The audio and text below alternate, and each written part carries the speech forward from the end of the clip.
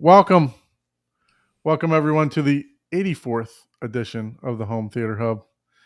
You got myself, Don from Horizon Home Theater, Ike, Easy HC Tech, Paul, Brews and Views in the house, and Mr. Rob from NextLevel Acoustics. And Chuck, we are on time just for you today, brother. So you can stay up for the entire show. Chuck is probably he'll be awake for half the show. Let's face it, he falls asleep. We got yelled at by Chuck last week, or not yelled at, but he said we should say the show starts at 9:30 ish. So, and it did. It did. So, what's going on, guys? How was your week? How was your 4th of July? As it should be, not too, not too explosive. Not too explosive. Yes, exactly. I went out to Jessica's cousins. I'm horrible with the thing. They have a farm, so we went out there and watched them light fireworks, and I stayed back, because I don't mind lighting fireworks, but I don't have to. It's one of those things. It's watching the kids light fireworks. It's more exciting watching them like run around, right. like But at the same time, that comes with one of them might get a stinger in the hand. Might fall towards the fireworks while they're lit. So, but it's still fun watching, just that whole aspect. Like, oh yeah, I remember whenever I was that. Do they still give sparklers out? They're like some of the most dangerous things that. Dude, they had a sparkler that formed a hand. Like, no, you thought a sparkler was dangerous. No, they had one that the whole thing was a hand, like a glowing hand. Yeah. So for like the next 5 minutes, if you accidentally sit on that thing or touch it or whatever. Yeah, you can get a lot of burns. Absolutely. That, yeah. What about you, Ike? What'd you do for 4th of July? Anything special?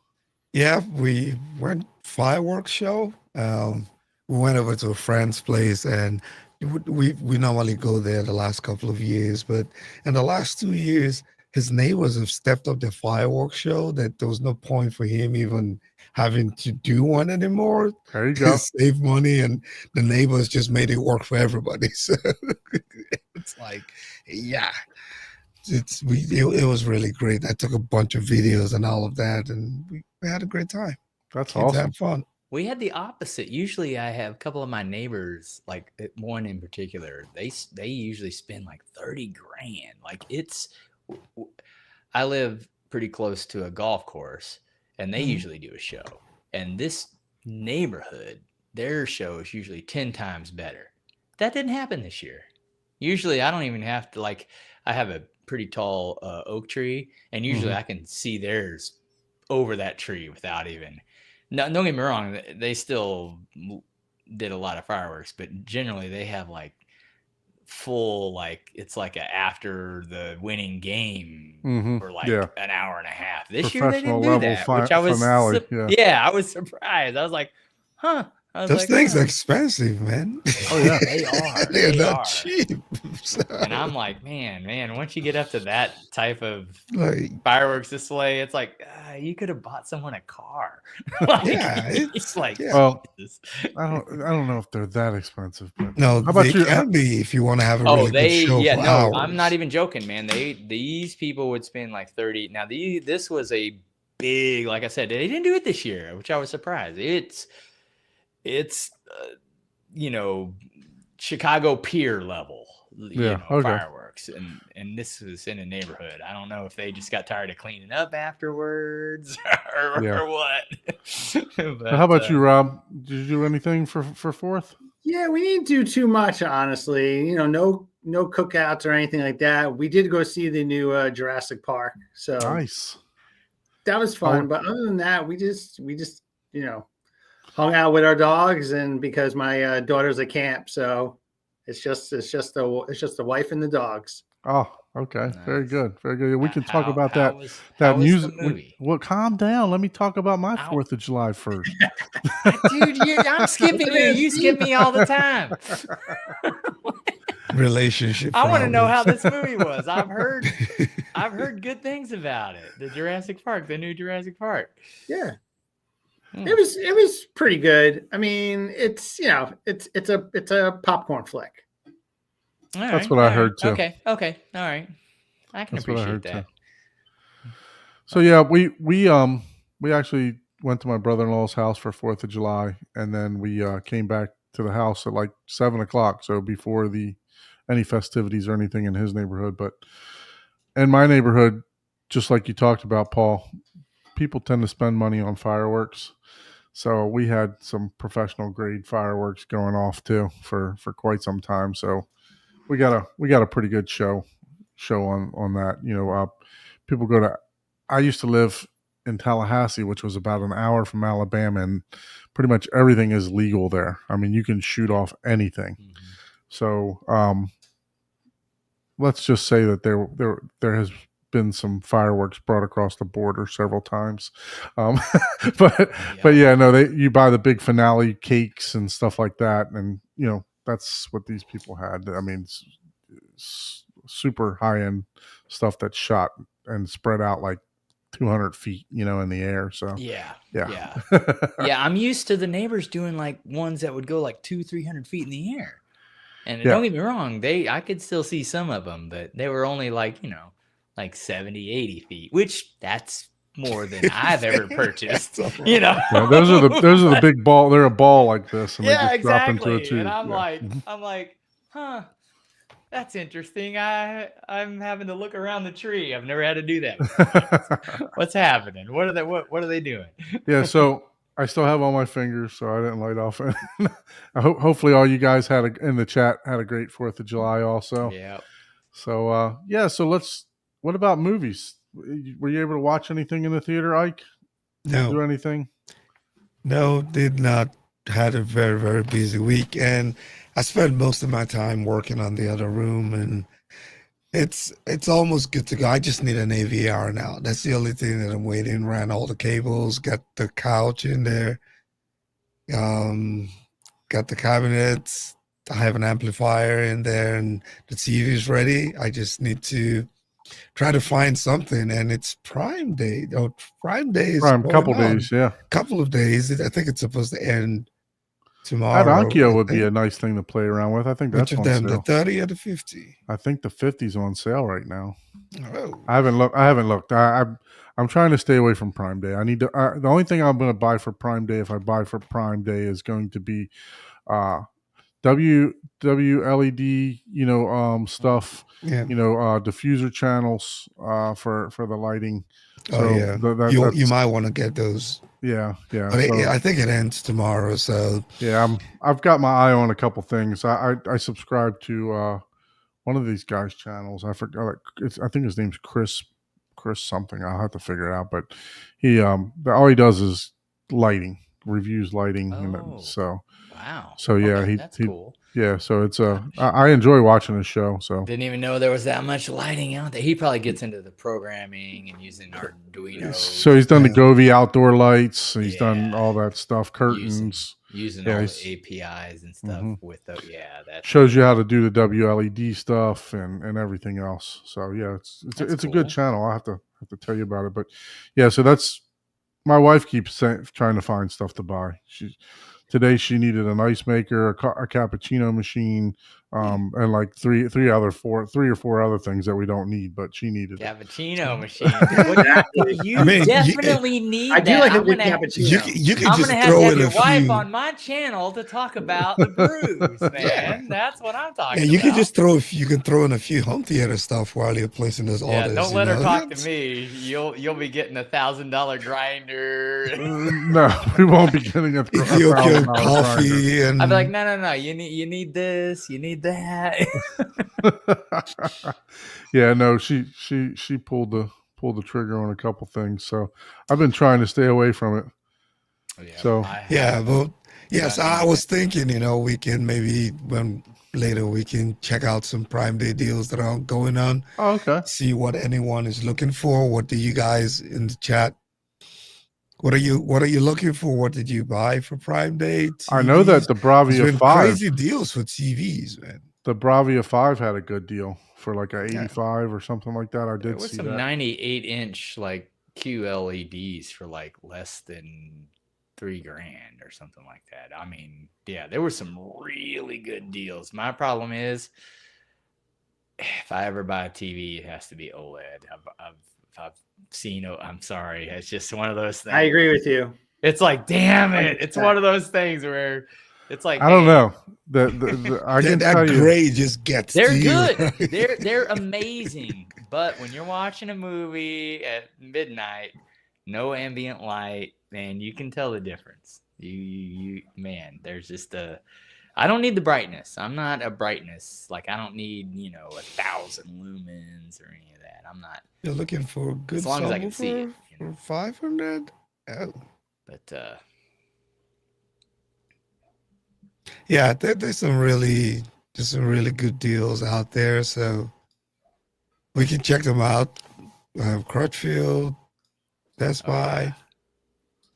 This is that guy's channel, Paul. Oh yeah, I know Yeah. that. I know Chris Meyer. Yep. Yeah, he does a lot of tons and tons of videos. But yeah, he set up a whole like the Govee curtain like I have behind me. He's got that on his deck. He's got all kind of stuff like. So yeah, check him out. Oh, TCL has sorry, the I was just 98 pulling So- up for the $2 chat. grand. So what about you, Paul? Any movies? Were you able to take in any movies? I have not. I've watched 2 anime series.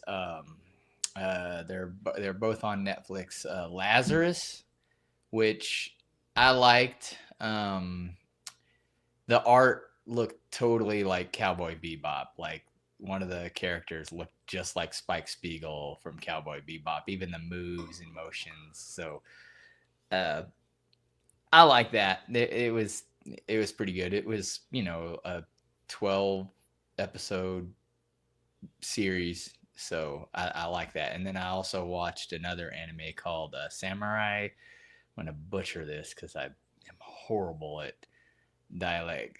Samurai Kamui. And that one was, it was cool, but it wasn't I wouldn't say, oh yeah, you got to watch that one type of deal. If you run out of things to watch, it wasn't like horrible, but it just wasn't one that I would necessarily say, oh, you got to see it, Okay. like that type of deal, like you said, like some things are just popcorn. It's like, oh yeah, I'm Right, just right. sitting there and doing some stuff, but, it wasn't horrible, but it wasn't anything. It wasn't my personal, like, it's like, okay, yeah, this is going to happen. This is going to happen. Or it wasn't even necessarily that. It was just like, okay, nothing really new is happening. But it was, I could see why some people would really like it because it was kind of futuristic and it dealt with samurais and ninjas specifically. And how it's like kind of a lost art, and then there's this big corporation and they have these like mech ninja suits, and that's all I'll say. Okay. So it Sounds interesting. It is, yeah. It's interesting, but it's just like if you've ever seen Batman Ninja. Okay. I fucking hated that. I've never seen it. Oh my god, I've never seen that. So Never seen it. I guess I won't. it wasn't see anything like that, but there's just some things that I'm just like, wait a minute, like what the hell is going on? We went from suspend your reality to rose petals and crap popping out of stuff. You're like, what the hell? And now there's a Batman Ninja 2, and I'm gonna have to watch that just to see if it's as bad as See the if it's as first. bad. See if it's as Sharknado as the other one. Yes, exactly. Oh, man, Sharknado, yeah. It was, yeah. So I actually know Ian Ziering personally, who's in Sharknado from Oh, really? 90210. And like, everyone, I've always wanted to ask him and say, bro, 90210, I get it. Awesome. But really, Sharknado? Like, It's a paycheck, really? bro. It's a paycheck. Totally. Like, It's who a are you total owing? paycheck. Were you owing somebody? Like, It's Yeah, a right. paycheck. Did you lose a bet? did you lose a bet? Seriously, Mafia I'm or like, something? I mean, come on. Some of the Howard Stern characters were in there too. So Yeah. I think But Benji isn't was in there. Sharknado like such a level that it's like B rate? It's like a B movie where you could have fun just B or watching C? it and laughing at Totally. it. Yeah, Or- yeah. Yeah, okay. I mean, Well, that's then- different. but No, they have, like, Batman multiple. Ninja was trying to be serious about it. And it's just like, wait, what?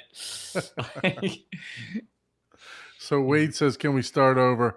Wade, we will start over because in the beginning of the interrupted. movie, Rob said that he saw the new Jurassic Park. So we'll let him elaborate a little bit on that. I did. So Scarlett Johansson, oh Jesus Christ, ridiculous, absolutely ridiculous. But Was the outfit okay. tight enough? Oh, You know what? man. It was fine. It was fine. All right. So it wasn't Waterworld, I can tell you that. No, it wasn't Waterworld. All right. So my wife Well, and I damn saw it in the Lux level of like showcase cinemas. I would say audio wise, I would give it like an 8.5. Okay. Mm. Video wise, I'd probably give it an 8.5. So Oh, okay. it was fun. It was fun, but it's not like the first one. I mean, Right. Well, that's what I heard. It's kind of like fine. the first one. It's like an intro, so it's not quite okay.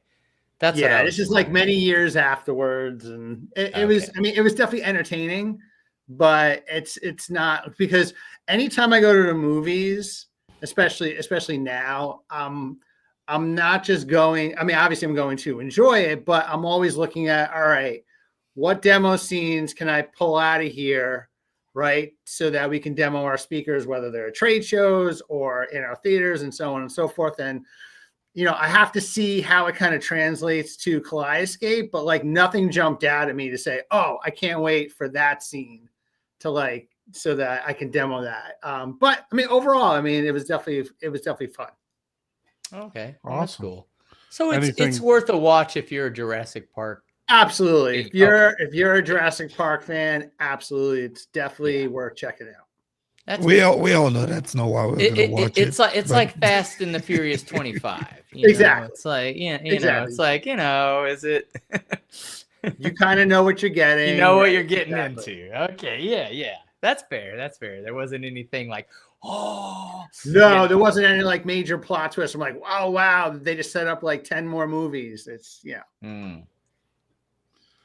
Anything else in your personal theater? So interesting enough, I've over the last 2 weeks, I've watched like 50 movies. Oh wow. But wait, but let me preface that. I've watched demo scenes from 50 movies because right now we're curating a list for I was like, the wait, sound room at Cedia. like, wait a minute, that doesn't add Yeah, up. so we're 50 like going movies? through Like, like every did you scene, every eat? possible scene. Yeah, and just so that's what I've been I'm doing. gonna have to over get the last that list once you're done, so that I can Yeah, just put it right on my yeah. Kaleidoscape. Exactly.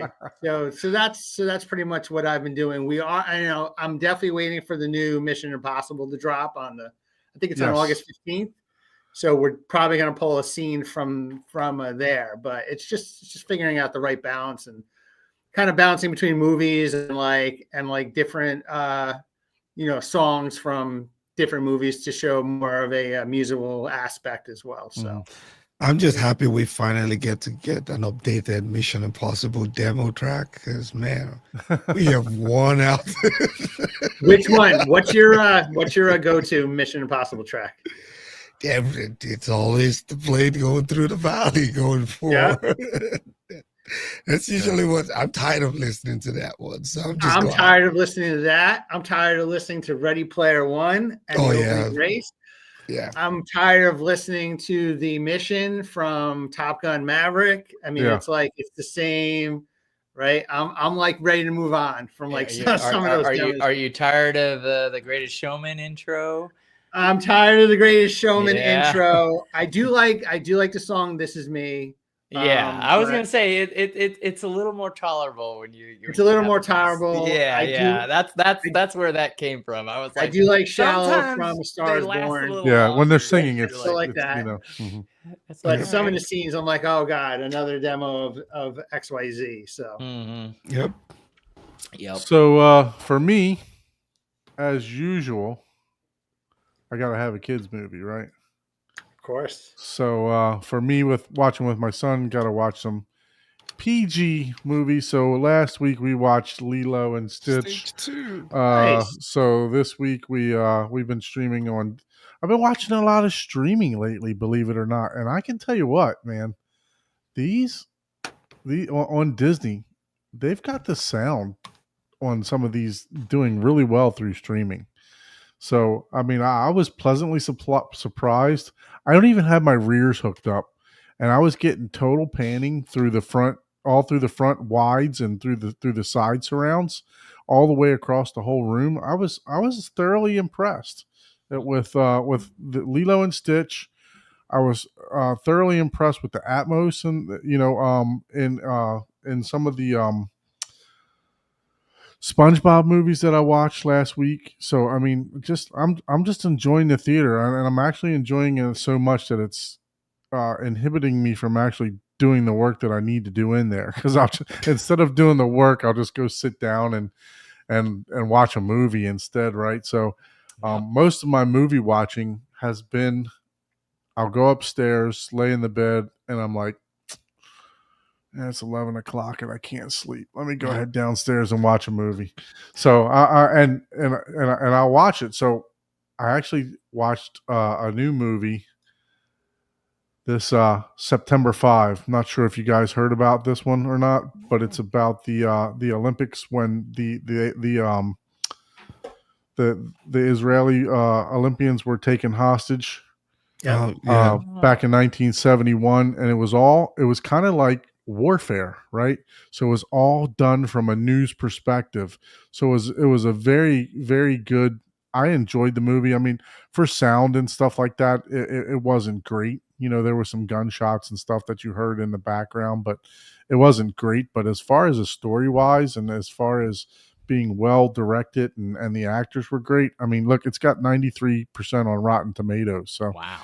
just I would highly suggest watching this. It was a really, really good movie.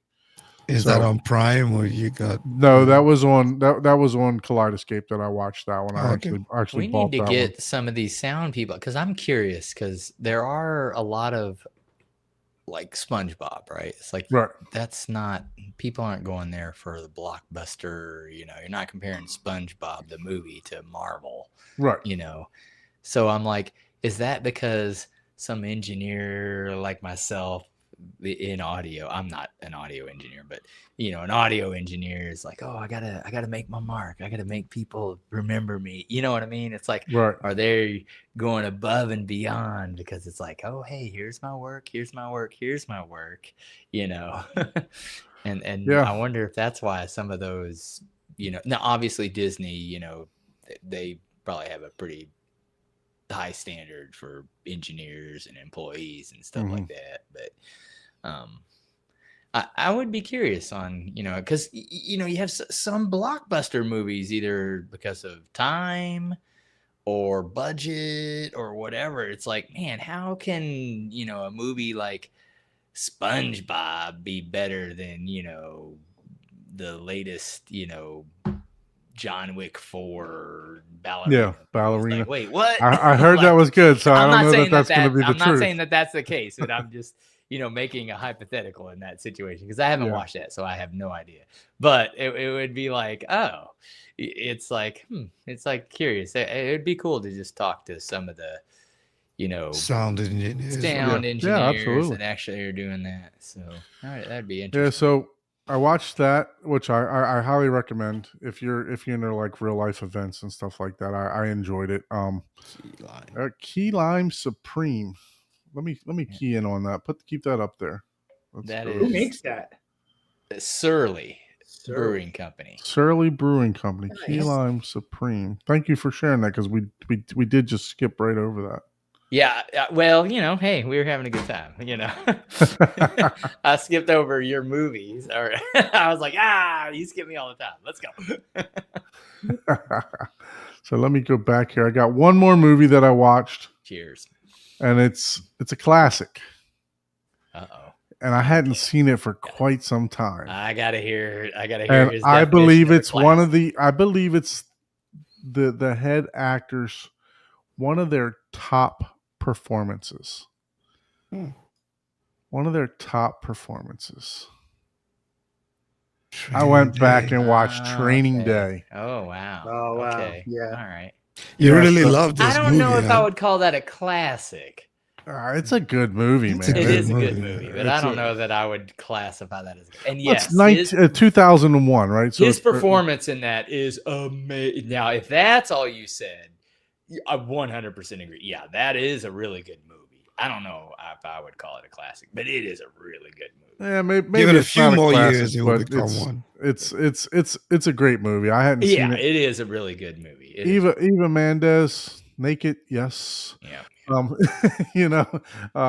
yeah, it's When you say classic, I'm thinking, okay, Shawshank Redemption. yeah, Yeah, I agree with you. there's one of your top classics, right? Maybe not the best choice of words there, but that's it's, what I'm saying. It was just a matter of wording. And I'll back when it you down said from a classic. I'm like, so okay. Wade what is it? Wade says anything 2001 is a classic. So okay, there we go. Thank you, Wade. Thank you for the Yeah, support there. if you go by age, then shoot, everything I watch is a classic. But yeah, I really enjoyed this. I watched this on streaming. Mhm. I was still getting great sound effects out of it. It was a rewatch. So the I bought a Lumagen. new copy, Rich. Look. Oh There my you go. Not even God! open. Oh, Look. nice. You could See? not have Another one. Rich- That's a classic. Rich Look, made the joke still before you sealed, showed not even the open. friggin' thing. Sitting on my oh desk. My God. That's for you. I keep You buying got new Rich copies, over there man. laughing. You're like DJ from Brightside Oh, buying man. Bloodshot or whatever it is. That's I have hilarious. like almost 15 of this. I just bought this just sit on my desk. Hey, Rich was literally just saying, Ike, I bet you watched let me tell you, there's something called ripping that you can back up a copy of that, so you don't have to worry about scratching it. Yeah, it's not about scratching it. Sometimes you just It's want just like the new I want art. another one. Yeah, I'm the new keeping art. it alive. Yeah. I hear you. No, I hear you. So, you guys like Training Day? Sound off in the chat if you like Training Day. I like Training Day. I like Training Day. I love Training Day. enjoyed it. I think I it's wouldn't call it a classic. I wouldn't be like, hey, you got to watch this because it's, changes your. It's a classic. You need to watch it. That's a classic, but I'm never watching it. I never watched it, and I never You've will. not seen that? No. Man, there's a part of your childhood that's Oh, missing. come man. on. You got to at least watch You were it once. traumatized, man. You need to. I hate musicals. I cannot watch. There is a lot of meaning in that movie. You were I'm missing sure there 50% is. of your childhood. All right. So, Sound of Music, you haven't watched. I've Tell never watched me Sound you of Music. Watched Mary Poppins. I've watched Mary Poppins. The Okay. King and I. Okay. Please All right. tell me Okay. something. What about Bed Knobs and Broomsticks? Oh, yes. Look at this. Benny says it's a classic. There we go. I'm Exactly. diverting here. All right, hey, I stand corrected. One more beer, and yes, I'll agree with you.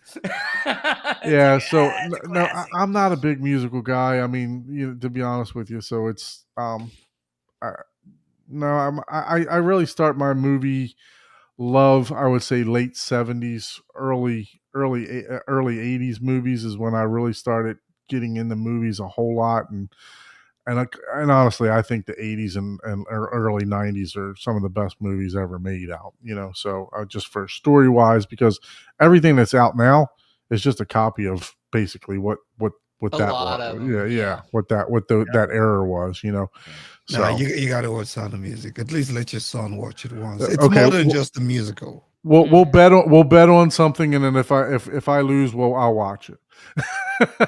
You're already losing because you haven't I watched bet it. you don't get your theater finished.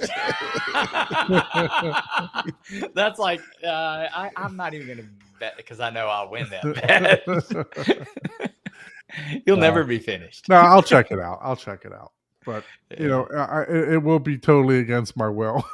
no, no, no, I will check it out. So just because it's Ike's favorite movie, but I've never watched that. So man, I'm gonna have to watch it again now. You're gonna watch it just for Ike. And they have the 4K coming out later in the fall. So okay. I'll wait for that. I'll wait for that. That's when I'll watch it. Yeah. All right. That's fair enough. That's fair enough. Buys you some time. Yeah, once the 4K comes out. You know what? I say we once a month, not once a week. I say, or maybe once a quarter. Just throw this idea out. We all get a movie, either a classic release or a new release, and we all have to watch it and then give our perception. I've been thinking of doing that, except no horrors, because I ain't gonna watch no horrors. Because we're all so different, and what's everybody's different, right? Like some people might I loved it, blah blah blah blah, and just know if you guys make me watch any horror, I'm gonna rate it 0 out of whatever the scale is. Yeah, audio, visual, everything is gonna be 0. We have to all I'm not agree gonna watch on watching the movie. I think I saw that Nightmare on Elm Street's coming out with a 4K edition. I might watch Nightmare on Elm Street though. That's not scary. The guy just walks out. It's just I'll drink a few Guinness comes for and you watch in it. your dreams while you're sleeping. There's nothing there. You're not gonna have nightmares about sleeping whenever that happens, right? No, that is some of the scariest stuff I've ever watched when I was a kid. Nightmare on Elm Street, like Friday the 13th, Halloween. I know what you did last summer. That was even scary for me. There was some jump scares in that. Jump scares is one thing. Mm-hmm. Yeah, that's different. That's just shoot. There was jump scares in Quiet Place that got me better than some of the worst. Look, you talked about demo scenes. I mean, The Quiet Place 2 in the very beginning, right? When whatever happens, because I'm not going to spoil it for people that haven't seen it, but whatever happens in Quiet Place 2, right in the first couple minutes, I was watching that. Speaking of the Florida Audio Expo, I was actually at the Florida Audio Expo, and Kellen got me from Dream Media. They turned that thing on, and I had already seen the movie, but I forgot about it. But boom, he was laughing at me because I jumped my ass off. I was standing in the back of the room. Yeah, you're like, man. So yeah, if Rob, if you're not sure about that one, I would definitely add that because it's the intro of Quiet Place 2 has a lot of bass, a lot of activity going on. So that would be a good one to add to your demo scenes for Cedia. That's good. So let's talk about Next Level Acoustics. All right. Yeah. So Rob, tell us about yourself. Well, before we do that, let's just say hi to the chat because we hadn't said hi to the chat real quick. Yeah. So C-Big, thank you for joining. And yes, we were on time. Van Gool, thank you. Appreciate it. Benny, welcome back as usual. So Van Gool says that he did something this week. He helped his parents upgrade to a new TV, the QM7. That's a nice TV. I actually went to Best Buy the other day and saw that TV there. Man, it was nice. I tell you, for a mini LED, that thing is really, really nice. And then we got Musin, we got your question started there, so we'll get to that. What's up? What's up, Jamie? How are you, sir? How are you? Jamie, welcome. Jeff in the house. What's going on, Jeff? High Five Finest. High Five Finest. We got your question started. We'll definitely talk about that. Van Gool said he's looking for a subwoofer, and I responded with the SW15s. That's always a great subwoofer for around the price that you're looking. So if you can push $50 more out of your budget, everybody in here will probably highly recommend that one for that price. Yeah. So and I'm just getting some love from Wade. Thank you, Wade, for classics. Appreciate that. Classics. And Rich is in the house too. Thank you, Rich. Thank you for joining. Appreciate you guys. So let's see. So Rob, Give us a little Yeah. history about yourself, man. What got you into this? And tell us a little bit about your products you have. Yeah. So what got me into this? So I'd say starting in college, I was a DJ for a lot of nightclubs. And so my love of music has kind of always been there. And then I started morphing into, okay, I love music. I love sound. I love speakers. I started getting into home theater. And then it just kind of escalated to the point where I started doing installations. And then my wife and I moved up to Massachusetts, where I ended up meeting my business partner, Lee Weber, and he had an installation company. And that's where we just hit it off and started NextLevel Acoustics. So if you don't know anything about us, so we started in 2016, but really the speaker designs have been going on for about 35 years. So I don't know if people remember the infinite slope speakers back in the 80s and early 90s. That was John Solocito's design. So I've known John for many years, and what we did is we all came together and we branded NextLevel Acoustics. So what's now going into what used to be, high fidelity 2-channel audio in terms of the engineering is now going into everyday products such as like subwoofers and sound bars and theater speakers. And that's something that you just can't teach. When you build 40,000 loudspeakers over a career, it's just amazing what John is able to do.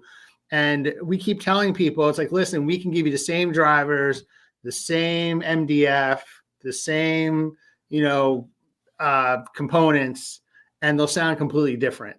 So a big part of our company is really based upon John and what he's able to do, but we really wanted to do something different in terms of really tailoring this towards the CI community and coming up with solutions that are a little more unique rather than just looking to be kind of like stocking a stocking company where products are coming in and we're just putting our label on it, or we're just like massive producing. So NextLevel is probably more in line with your James, with your Leon, but we have a massive home theater line as well that we're actually rolling out or continuing to roll out at CEDIA this year.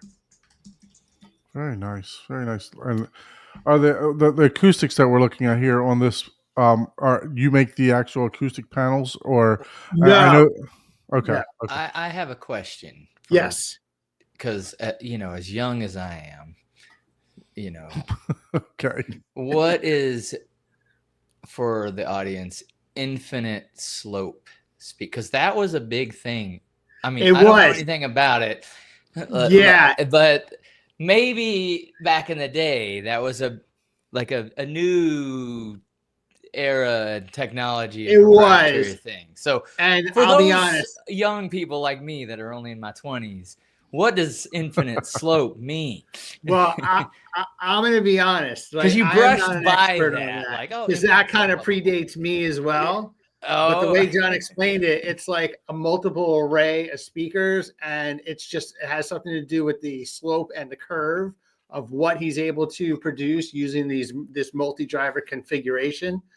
Now, he'll tell you, back in the day, that was absolutely amazing. We still get calls to this day, people that have the infinite slope and looking for, extra drivers or, for us to do work on it. Obviously, we've kind of, John's kind of sunset that.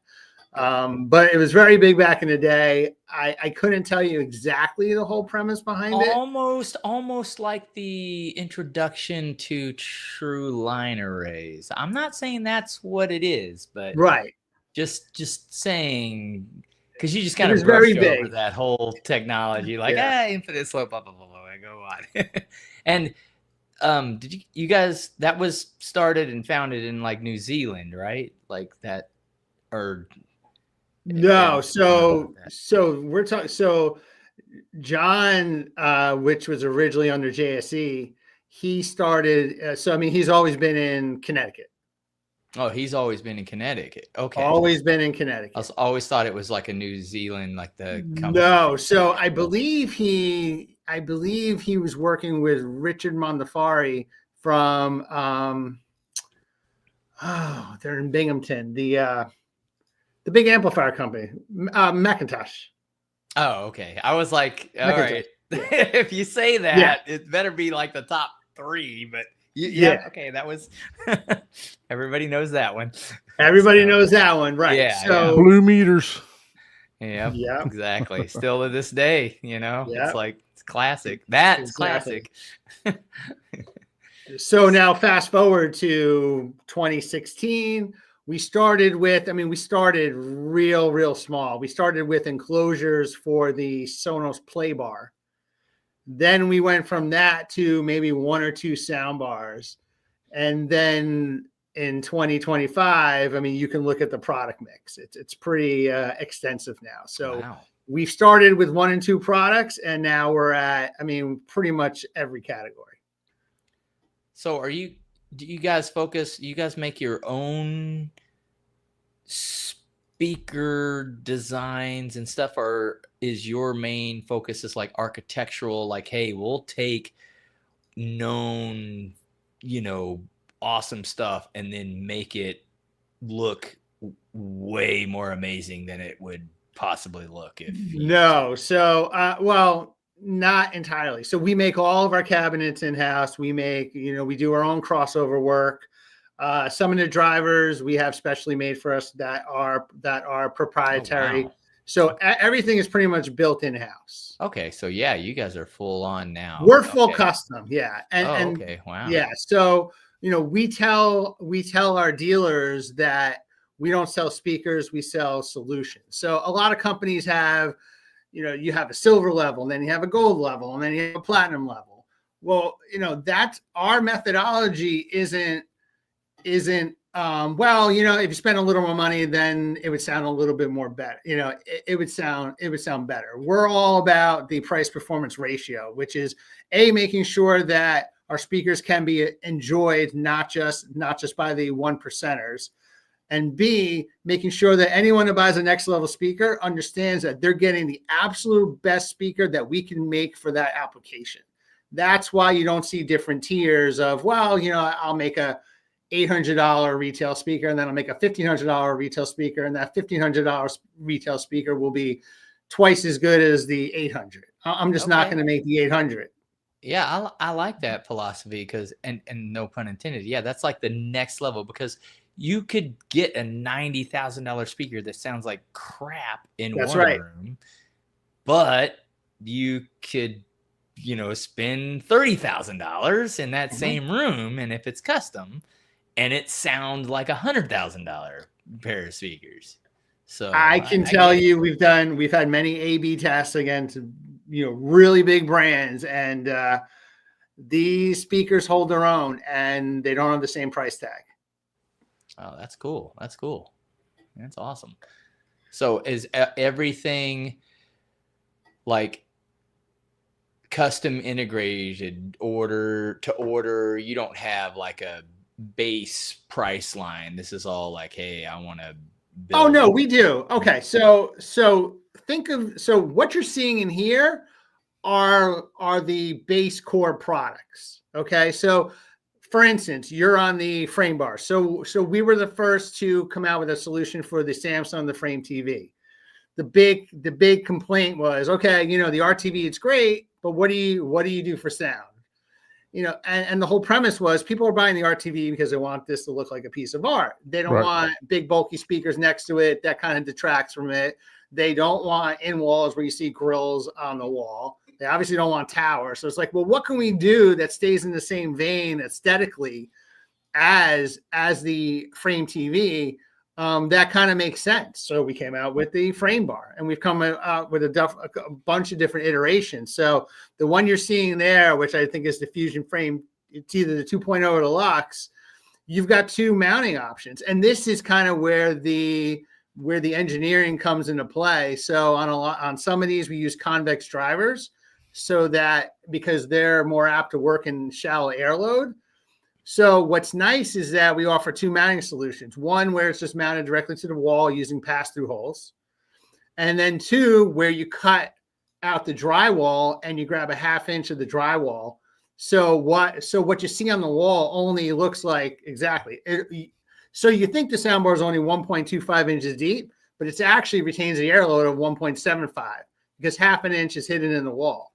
And because you're only grabbing drywall, you don't have to reframe because you're just going up to the studs. You're not actually going through them, right? And Okay, 'cause that the 1/2 saves a inch, lot yeah. of money for not having to re-engineer, reload. Exactly. Like, a lot of people don't like. You can cut one stud. I'll give you one stud. But man, Right. if you cut 2 studs in a row, Yeah. you better get a structural engineer. Yeah, exactly. So you don't have to cut any studs with these. Yeah, that's pretty cool. Yeah, so you're just And what's basically nice is pushing that them up to the aesthetically stud. it matches. Yep.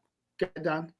I said you're just basically pushing them right up to the stud, hiding that 1/2 inch. Exactly. And you're going to see that when we get to the cinema series, we have a very unique solution where you can get a horn system that's usually meant for a 2x6 into 2x4 construction. And that Oh, wow. like would have helped you in your situation with our collar system. So this is the cinema series that you were speaking So that's of, the right? Cinema 6. So that's the soundbar version of our Cinema 6s. So Yeah. what's great about our product line, a lot of it is mix and match. So what do I mean by that? Any one of our speakers can be an in-wall, an on-wall, a bookshelf, a tower, or a soundbar. And you can pick any configuration that you want. Here's a perfect example. You have a living room. You have a 98-inch TV hanging on the wall. You've got bookcases on either side framing out your TV. And then you've got, side walls and a back wall. And you come to NextLevel, or you go to your NextLevel dealer and you say, all right, here's what I want. I want a custom center channel, the exact length of that 98-inch TV. I want the same driver set, but now I want them in bookshelves and I want them in this veneer and this stain. And now I want matching in walls for sides and rears with the exact same driver set. Nice. We can absolutely do that. I'll give you another one. TV over a fireplace. You want a reference grade soundbar, but you only have like an inch between, I guess, the mantle and the bottom of the TV. Yeah. We can do a full soundbar above the TV, but here's the problem. Well, now those drivers are firing over your head. So what do? We build in a down angle into the actual baffle of the speaker. So now the whole field of sound is now angled down towards the listening position. We can actually do those with center channels underneath the TV or underneath the projection screen where we kind of angle them up. We can even do those with side speakers. Let's say you need front wides, right? And you're going to put these on the wall. We can angle them back. So you don't even have to do and you probably put it on a bracket. Yeah, you can just and you engineer those probably for like the dispersion, the vertical dispersion. Exactly. And right. It's like, hey, these are this vertical dispersion, so we're gonna aim it at the listening position since it's above the TV and exactly. And that's and if you do it right, you don't even know that it's not coming straight from the TV. Right. These are more solutions. It's no different than when we're doing, multiple angles on any one of our products. Now, do you get like with your customization, do you get like, because you could design that fairly easy knowing the dispersion of the speaker, but that's right. Depending on the seating position, that may change because the reflection of the sound on the floor and the ceiling relative to the dispersion pattern of the speaker also has a great effect. So you guys do that level of customization? We can. So again, the stock products, people can just buy the stock size.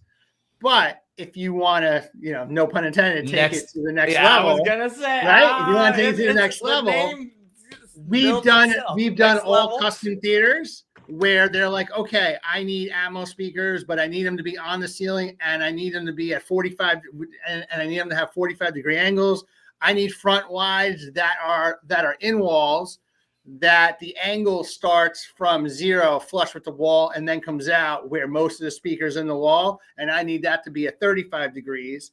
I mean, so we can get up to that level of customization, or we can just say stock. It really depends upon so you what have the both dealer options. or client's needs are. Okay. Yeah. Because that to me, that's where the customization really comes in, because you can angle a speaker, but depending on even your seating position and That's right. hey, how many rows do you have? You can get, like, math is a exact science, but it also has, you can add a lot of different lines and formulas in math.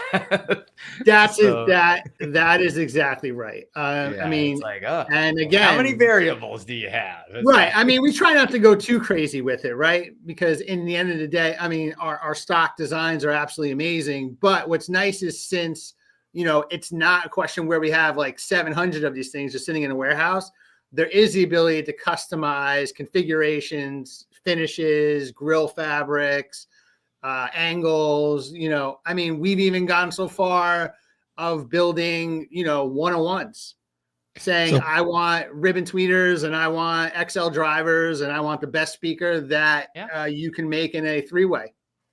So while we're talking about customization, we got one question with regards to the output levels for the in walls and the axis, right? How far off axis?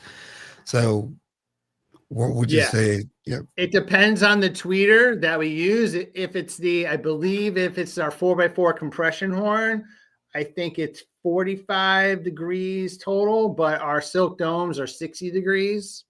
So obviously you would like to do toe in no matter what to kind of widen that sweet spot, but it depends upon the actual tweeter and drivers that we end up using. Yeah, so I was looking at, choose the right ones depending on the requirement. Yeah, so. Exactly. So I'm looking at the Cinema 8 here, right? Yes. So it says here that you have the proprietary compression horn tweeter. So what you're saying is it can be customized. You can, if I wanted a air motion tweeter in there, you can put a ribbon tweeter, air motion tweeter in there for me if I wanted one. Are you able to do that? Yeah. I mean, that would be a 101 design. Right. Right. But yes. So if you came to us and said, I love the sound profile of these drivers of this, I want you to create something that's a 101. Yes. You would sit down with our engineer. We would go through exactly, what type of performance you're looking for. We would obviously come up with a design. We would come up with a game plan, and then obviously the cost associated with it and how long of a build time that would actually take. That's cool. What's the limitations with that as custom wise? Like if I say, hey, I want a line array, could you, do you have the capabilities to do a line array? Yeah. So it just depends. I mean, so for instance, just asking for different tweeters and different kind of configurations is one thing. Right now, we don't do a line array. So that would probably be a taller order. Not that we couldn't do it, but we probably wouldn't take something like that on, because that would be completely reinventing kind of what can you types still of do products we're infinite actually slope? offering them. Can you still do infinite slope speaker? John refuses to make the infinite slope. Every time he gets a call about the infinite slope, he's like, oh, this infinite slope. Why won't people just leave me alone? So it's just but if you scroll back up top, like, this is going to be very interesting for you, kind of your situation that you ran into. So we've got 3 different models. We've got a Cinema 6, a Cinema 8, and a Cinema Pro. They all use that compression horn. Starting with the Cinema 6, that's 6.5s with that 4x4 horn. Cinema 8s are the 8s with a 4x4 horn. And then you got the Cinema Pros that I actually have in my theater are dual 8s with dual 6.5s with that 4x4 horn. So once are they all active speakers, or are there any they're all passive?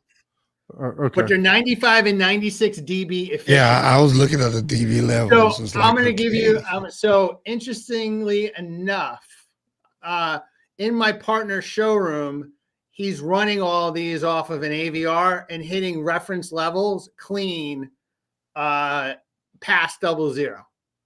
and it's crushing it. And so you don't need, so what's great about these speakers is you don't need these massive amplifiers to run your front soundstage or even sides and rears, because they're so efficient. You can actually, as long as you have this, a really good AVR, that's probably, for most people, that's probably as far as you need to go. Now, obviously, if you throw external amplification on it, listen, it gives you additional headroom, and then obviously that amplifier will have its own sound signature. But for a lot of people, a lot of individuals just run this off the AVR, and that saves a lot of money in terms of having to buy external amps, and that money can go elsewhere. That can go for a screen, that can go towards your projector, that can go through a whole host of different things. So in this Cinema 8, there are any of these passive like radiators, or are they all? No, those are all active. So all those drivers are active. Those are none of them are passive radiators. Okay. So once you pick your model, you actually have different formats. So you can actually get this as, if you scroll down just a little bit more, right there. So you can get these as on wall. That's for 2x6 construction. You can get these as on wall, or you can get these on partial in wall. And this would have helped you. Yep. Out. So there you go. Yeah. What you see on the wall is only 1.5 inches. The rest goes in the wall. So now this will retrofit into 2x4 construction. And it's basically the thickness of like a acoustic panel. So because all you see is 1.5 inches, as long as your screen's got 2 inches from, I guess, the wall to the back of the material, well, now you're in the game without having to go to 2x6. 6, yeah. I wish I'd have known about these before, because I probably could have saved myself 18 inches in my room, because I built my room out to be able to house bookshelf speakers. Right. I built them out 9 inches. Yeah. On each side. That ask anybody. It's not too late to tear it down. Hey, why don't I just start all over after joking. 5 years? I was really joking. I just need to tear the sidewalls down. That's all. Yeah. Hey, you got another 4 years, right? I mean, I don't plan on moving anytime soon, so I got plenty of years. I still probably, what I got about 25 years of mortgage left on this house, so I'm still good. man. Yeah, no, this is, these are great. I kind of told you the story in the green room when we were first starting, but I actually went to the Florida Audio Expo wanting to see. So Giles did a review of your speaker of the let me go to that subwoofer, because I mean, he was talking about how powerful that in-wall subwoofer that you guys have, and I'm really interested to hear that thing.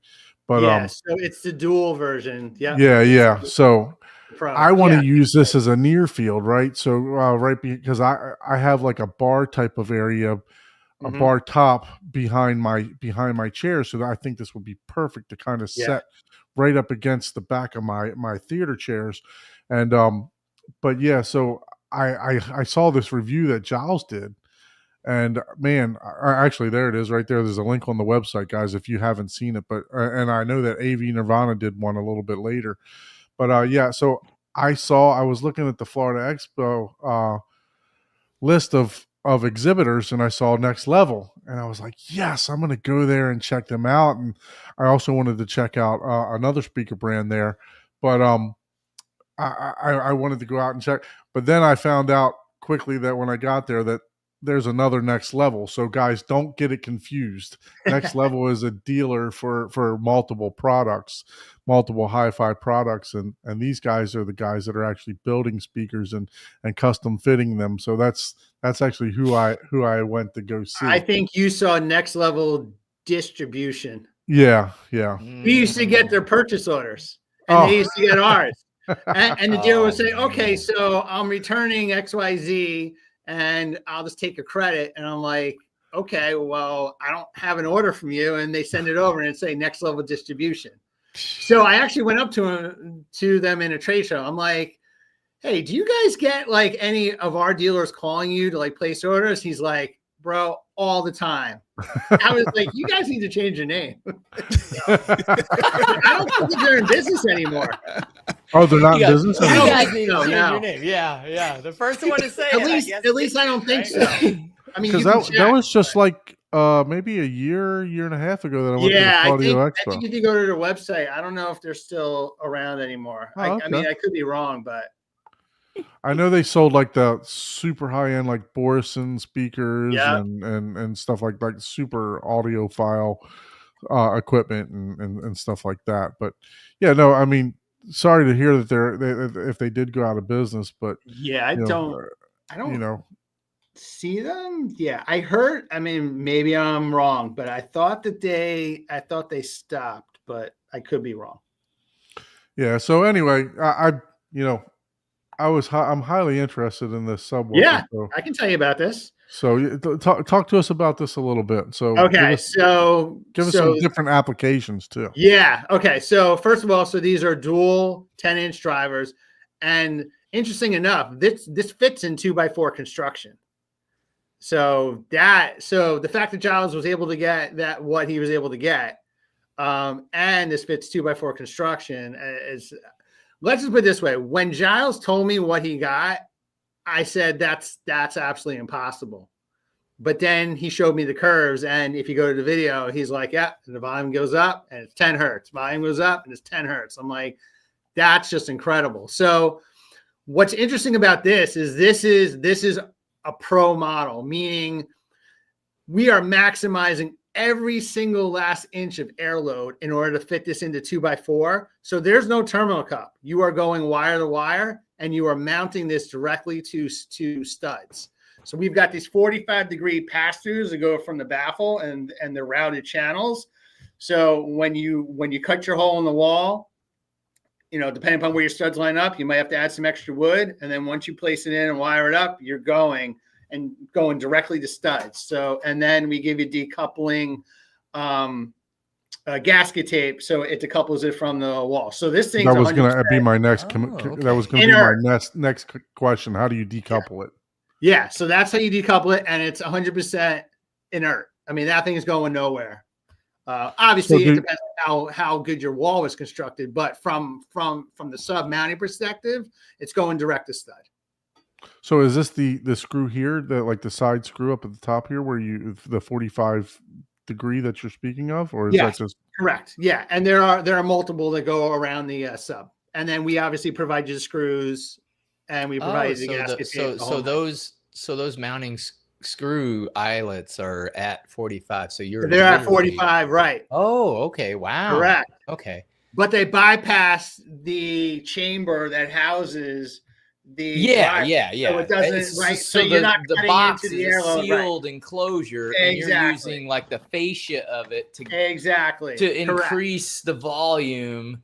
To where you're not, because your basket, your surround, and then just your lip and your mount is that's like a couple extra inches. That's right. If you're just trying to set it into right. something. So So what's enclosed fits in the wall, and then the rest of it kind of spreads out over. It would the wall, couple out over. Okay, yeah, exactly. that's ingenious. Yeah, I like that. Yeah. So again. You can use these for so many uses. I mean, obviously for home theater. I had four 10-inch subwoofers in my gigantic open concept entertainment area, and even just those 4 10-inch subs, man, they hit hard. They didn't get low. But if I had 8 of them, that's right, in the wall, I'd probably get a little bit more frequency response. Does this come with an amplifier? Do you provide your own amplifier? Nope. So these are just passive. You can put any sub amp on this. Doesn't have to be just any good sub amp. Doesn't have to be the top of the line. What I can tell you is that some people have said, "Oh, I can't wait to use this for waveforming." So if we have any Trenol fans out there, this is a great solution for waveforming as well. What's nice is that this fits 2x4. We're actually coming out with a model that's going to fit 2x6, and that's going to go even lower. Oh wow! Yeah. So you have a little bit more. Yeah, and you don't have to do these as in wall. You can also get these as on wall. We actually make a version that actually slides under a couch that does have an amplifier built into it because it's not in the wall. So we make this. It's I think it's on the site. It's the slim line where it's just extended and there's a plate amplifier built in, so you could slide it under a couch in like a living room, and now you got bass. Gotcha. Yeah. That's, I mean, hey, they look like bass shakers to me. Put them There you under, go. put them under your couch. Slimline. Yeah, there you go. Get your instant hover ease right here. Mm-hmm. Yeah, pretty much. Yeah. So these subs are absolutely amazing.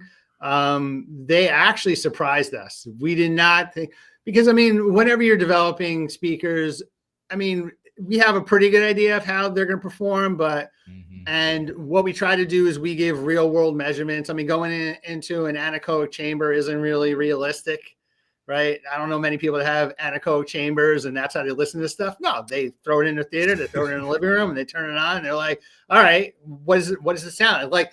I love manufacturers that like put these crazy measurements on. It's like, yeah, if you put the microphone like right on top of the speaker, like that's the measurement. Okay, but right. Who's sitting like 2 inches away from the speaker? So, and everybody has an anechoic chamber headphones, right, and they everyone's usually got don't it. like it. Right, They're exactly. like, "Oh, I like listening on my." Everybody's got that. It's So, so yeah. like, So we okay. go ultra conservative with our measurements, and as you can see, I mean, not only did Giles blow it out of the water, but Travis from Amy Nirvana blew it out of the water. Travis was getting 15 hertz, and Giles got 10. Obviously, that's room acoustics and a lot of that going on too, but it just shows you what the stuff can do. Well, and that, I think, for a lot of people that are really into this hobby or starting to get into this hobby and they want to be an enthusiast and maybe they're just starting out, and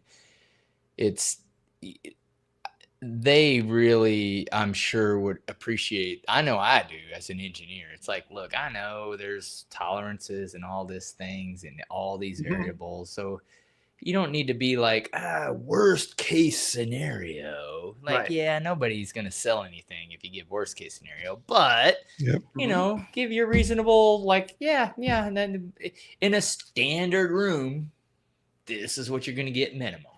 And Exactly. yeah, everybody's going to appreciate that. It's like, yeah, honesty. And it'll be, it's a longer road, that's for sure. But you know what, in the long run, you know, I think people appreciate that, and it gives a better, you know, value to the name, you know. And yeah, and if you have other people like Giles and Avian Nirvana, it's like, no, like they way underrated this. Well, what measurement did they use? And it's like, well, they used a real world measurement. You guys just have your audio people, so you probably have better treated rooms, better sealed rooms, right. And better. And for an enthusiast that's trying to get the best bang out of the buck, that it probably would get the same, you know. Exactly. But for your for your average Joe, it's like, yeah, this is what you're gonna get. Yeah. Exactly. So right. for your CIs that you've done, what's the craziest request you guys have gotten, and like the craziest amount of speakers you've had to install? Amount of speakers was like, I mean, not crazy. I mean, it was like 17 or 18 or 20 speakers, but the craziest request we got, it's not crazy in terms of what they asked for. It's crazy in terms of the size. They wanted a 143-inch long soundbar to go with a 168-inch video wall. Yeah, I was going to ask you about video walls, because you were talking about the angle that you can put on your sound bar, right? So that would definitely help you with video walls if you're going to put it above or below. That way you can angle that sound. Well, I'll do you one better. We actually did an LCR for a video wall, but we did them as side speakers. They're called our LRCC. It's left and right with split center, except we did like a fully upgraded version. It was one of our dealers, Adiwan in New York. I think he posted on social media. So you see these big speakers, like, so since we're custom, obviously, so they're built to the exact height of the TV. So they look like they're integrated into the sides of the display, but they have a split center. So if you're not able to get a sound bar below, because let's just say it's too low and you don't want to do an up angle, we can do this split center design. So left, right on top, and then a split center down below. Okay. So let me ask you, because I stopped sharing, but when I Yeah. was building out my theater, let me see if I could share this again. When I was building out my theater, one of the issues that I ran into, and I have Martin Logan speakers, um, and a lot of home theater construction, everybody is recommending, double layer 5H drywall, green Mhm. glue, maybe even some, OSB to go along with that, or vinyl, just for soundproofing, right? So, how big are your dog ears? Because the one thing that I ran into is that the length of the Martin Logans did not allow for the double drywall plus green glue. So do you have enough room that these are going to pull in on the Yeah. double layer? So we kept this picture in here because obviously it shows the back box. We've moved off of dog ears. We now Okay. use a rail system. So, Okay. if you think of a dog ear, right, the dog ear is only holding it from one point. Mm-hmm. A rail system it's a long rail that we construct in house. Okay. And as you turn the screws from the front, it pulls against the back of the drywall, but the force is now going across the entire rail as opposed to just like a single point. So you're getting a much better hold. And considering it's not a dog ear, you're able to unscrew it. So you're able to fully go past it and then kind of come back. Okay. Yeah, because that was a concern for my Atmos speakers. I'm doing bookshelves for Yep. the side, so they're just kind of sitting on like a cubby type of thing. But yeah, for my Atmos speakers, I had to actually cut part of the top layer of the drywall that was up so that I could get the dog ears to work. Either that or replace every single screw. But Right. I cut about a quarter-inch lip, just enough for the dog ears to come in. So yeah, good to hear that you're using a different system for that, because Yeah. that So was what's great about the rails is that you're not limited to one depth. All you have to do is we just get you longer bolts that push it okay. out so you can clear it and then come back. Yeah, so Senor Dusty, Mr. Abe from 3D sound, he's a designer and integrator. He asked, do you have one access response graphs? So he's a dealer for multiple speakers and stuff like that too. So he may be somebody good for you to hook up with. I have to see what graphs we published on the website. If we don't have it up, we can absolutely get them. I mean, we have them. We obviously didn't publish everything, but I forget which ones we published on the cinema page. Yeah, I stop sharing here. Let me see if we I can know go we back published and some of them. kind of find it for you. See what we can kind of Oh, share. for the Cinema Pro. No, yes, we have them for the Cinema Pro. We just haven't put them up there. Okay, let's see. I think what you'll see on the site are for the Cinema 8s. All right, so if you scroll down, it'll be further down. Keep going, right there. yeah, Cinema 8s. There we go. Yeah, so those are for the 8s. But if you want, you can email us at info@nextlevelacoustics.com, and I can get you whatever information you need for the Cinema Pros. And if you happen to be at CEDIA, we will be in Sound Room 11 with the Cinema Pros. Yep, looking forward to that. Yeah, definitely. Where's CEDIA this year?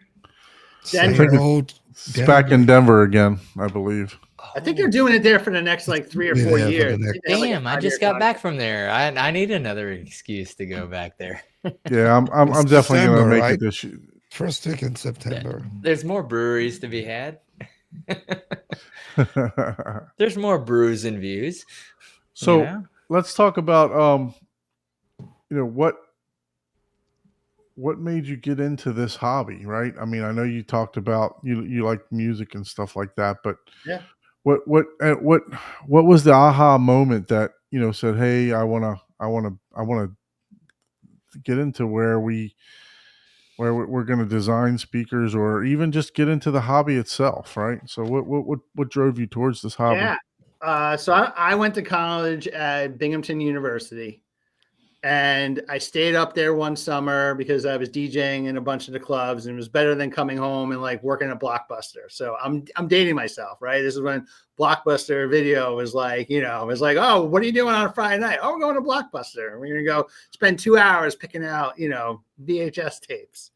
So I stayed up, and there was this place in Binghamton called JSG Audio. And I just happened to drive by. I'm like, oh, what's this place? And I go in, and I'm like, oh, and he had tower speakers, and everything was on wall. This is old school type stuff. And then I walk in, and he's got like a little theater there, and he's got like some crappy screen, but he's got this Mitsubishi like 3000. That was back when Mitsubishi was like, oh, that's the projector to get. Does 55 and 65, 3000? right? Yeah. So it was a Mitsubishi 3000. I think there was a model before that. I think I might have got that one. And then I sat down, and it was like a 120-inch screen. And he played some stuff. I'm like, oh my God. Like, I couldn't even believe like what I was watching. Cause like, the biggest TV I ever had was like a 55 back then, and then growing up, I had like a 13-inch, like, a 13-inch TV that like weighed like 100 pounds. So ever since that, and then, he had the speakers and the whole surround sound.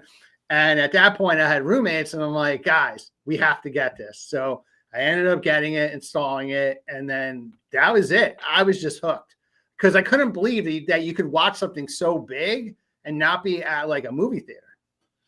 Yeah, absolutely. I had one of those Mitsubishi TVs, and actually I can remember Miller's having those. I don't know if you guys have Miller's in your area, but it's like a bar chain that's all around the East Coast. But they used to have those Mitsubishi TVs all over like sitting up super high all over the place. Oh wow! So yeah, it's the rear projection TVs. I think, what did they go up to? Like I think a 70, or maybe, I can't remember. Maybe 65 was the biggest. I can't remember. But this was a Mitsubishi projector. Oh, it was a projector. Okay. Yeah, it was a Mitsubishi 3000 projector. I was talking about the rear projection TV. Oh, okay. No, I was talking about, so this was a projector, and it was like, I think it was like 720p. But that still blew me away. I'm like, oh my God, 720p. That's like amazing. So absolutely. Yeah. That is awesome. That's awesome. So let's go to the chat, see if we got any questions here for Mr. Rob. Let's see here. So not Ike, but Abe had that question. Yep. Let's see. Any questions for Rob about his product, guys? Let's sound off in the chat. Rob, anything else that you'd like to cover for any of the anything on the website? Something that you guys might be working on coming up? Yeah, I think the biggest the coolest thing is the audio art. That's definitely one that I'd like to highlight because I think that that's super unique. So a lot of our designs are really, they're really design forward. So we work with a lot of designers throughout the country, and the audio art was kind of, this is kind of our baby. We kind of brought this from concept to being a real live product. So I'll wait for you to pull out. Yep. So if you want to scroll down. So what this is our sound bars on steroids to look like a framed piece of art. So think of the artwork as, your Sony or your frame TV or whatever, the canvas art TVs or whatever TVs nowadays. They've got a ton of different models that do like artwork, and it's got a matte screen and it looks like it's like painted. But what do you do for sound, right? Again, similar to the frame bar, we didn't want to detract from the fact that they've got this piece, but they want this to be a focal point. So we said, all right, well, what can we do here? All right, well, what if we did modules that framed out the TV? And then what if we did grills that when you put them together, it looks like a picture mat and not like speaker grills? And then more importantly, what if we then did a custom frame kit that magnetically adhere to the whole thing so that it looks like you just framed a piece of art, but it's actually like pretty much a whole surround sound system, like built in. Wow. And that's what audio art is. So you can do 3 different configurations. You can do just left and right, so stereo. You can do left, right, and dual center channel, or you can do left, right, center, and up above two height channels. And it's all integrated in. And actually, if you scroll down, we have some real pictures of one of the installations on a 98-inch TV. Is kind of down below. It's pretty wild. You can pick, different grill fabrics. You can pick any Benjamin Moore paint color for the frame kit. And it's just, it's a fully integrated solution that looks like you just framed a piece of art. And if you scroll down a little bit more, you'll actually see the real world pictures of the install. It's just a little further down. Yeah. Keep scrolling. Keep scrolling. That's not a real. That's not a real picture. So if you want to expand these, so people can get a sense of like what this thing looks like. So that's a 98. Click on it. Dang. Yeah. Click on that. Click on the next one with the. Yeah, I mean it's crazy. With the person in it. That gives you the idea. So now he's doing the frame kit, right? Wow. I mean, it's just crazy. That's crazy. And yeah, and when you finish, it looks like it's, it looks like it's frame. Just a framed. Now, this individual just wanted black. I personally would have done a different color, but it kind of gives you the idea. And then 2 of the pictures up top show you with different colors and so on. So what was the display in this? Do you remember what the that was either I think that was a Sony, the XR90. So maybe it was 100-inch. And basically what you do is you just customize the exterior to go around the TV and hide the bezel and all that stuff, correct? Yeah. It's a very intricate, labor-intensive process because it has to be I'm sorry, I don't mean to say just. Yeah. Oh yeah. No. Yeah. It looks like it takes a lot of engineering. Take you 12 years done.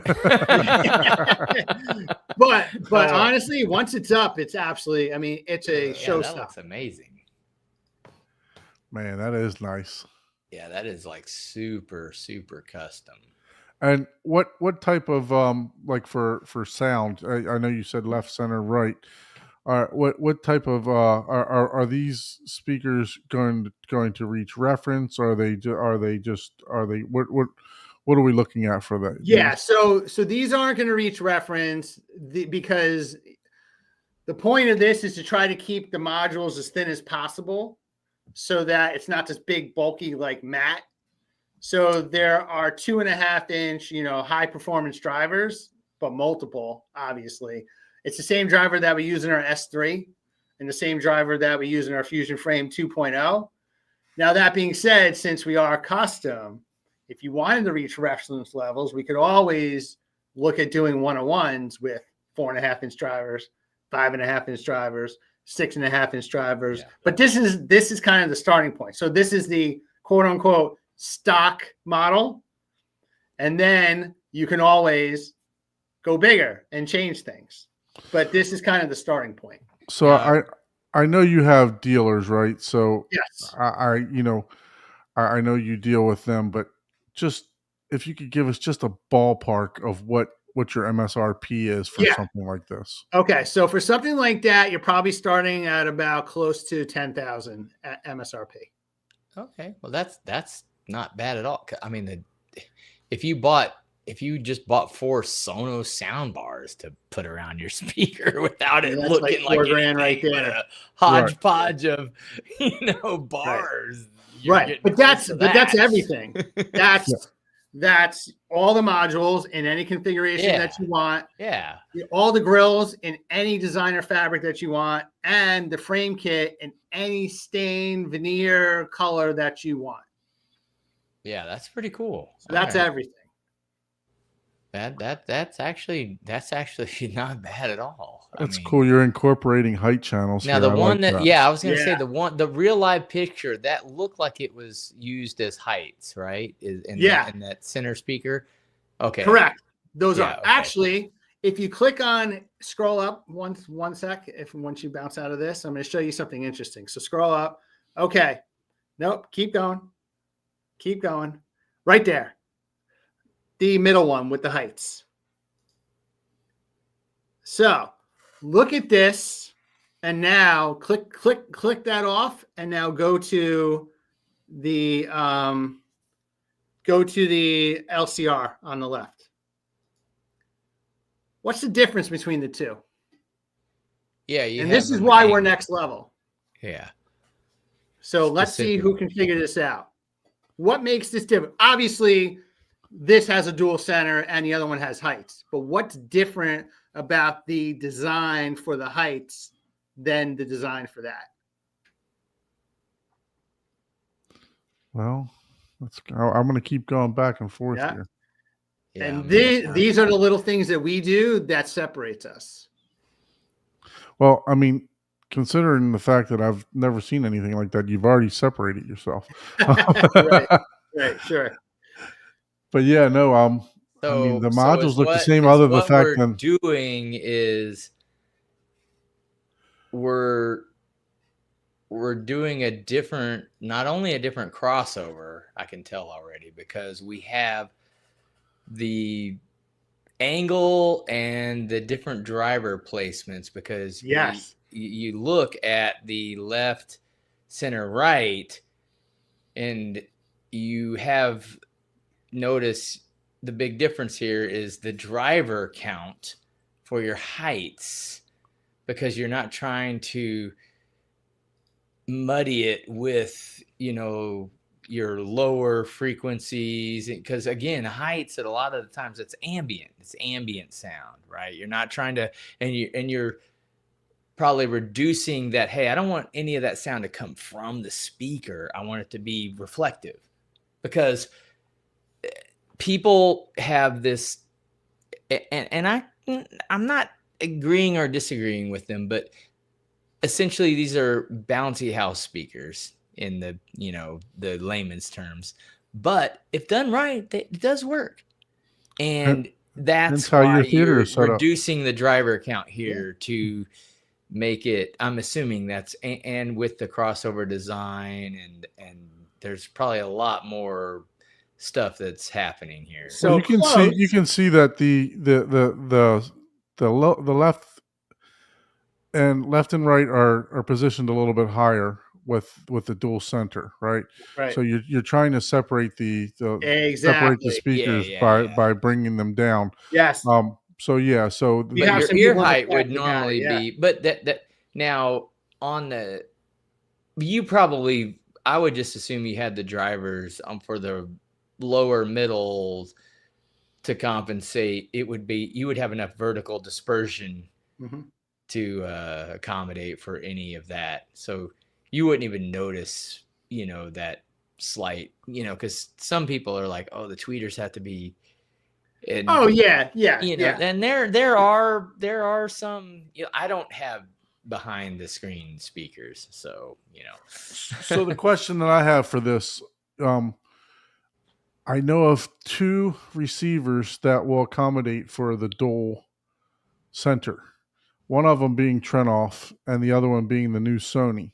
That's right.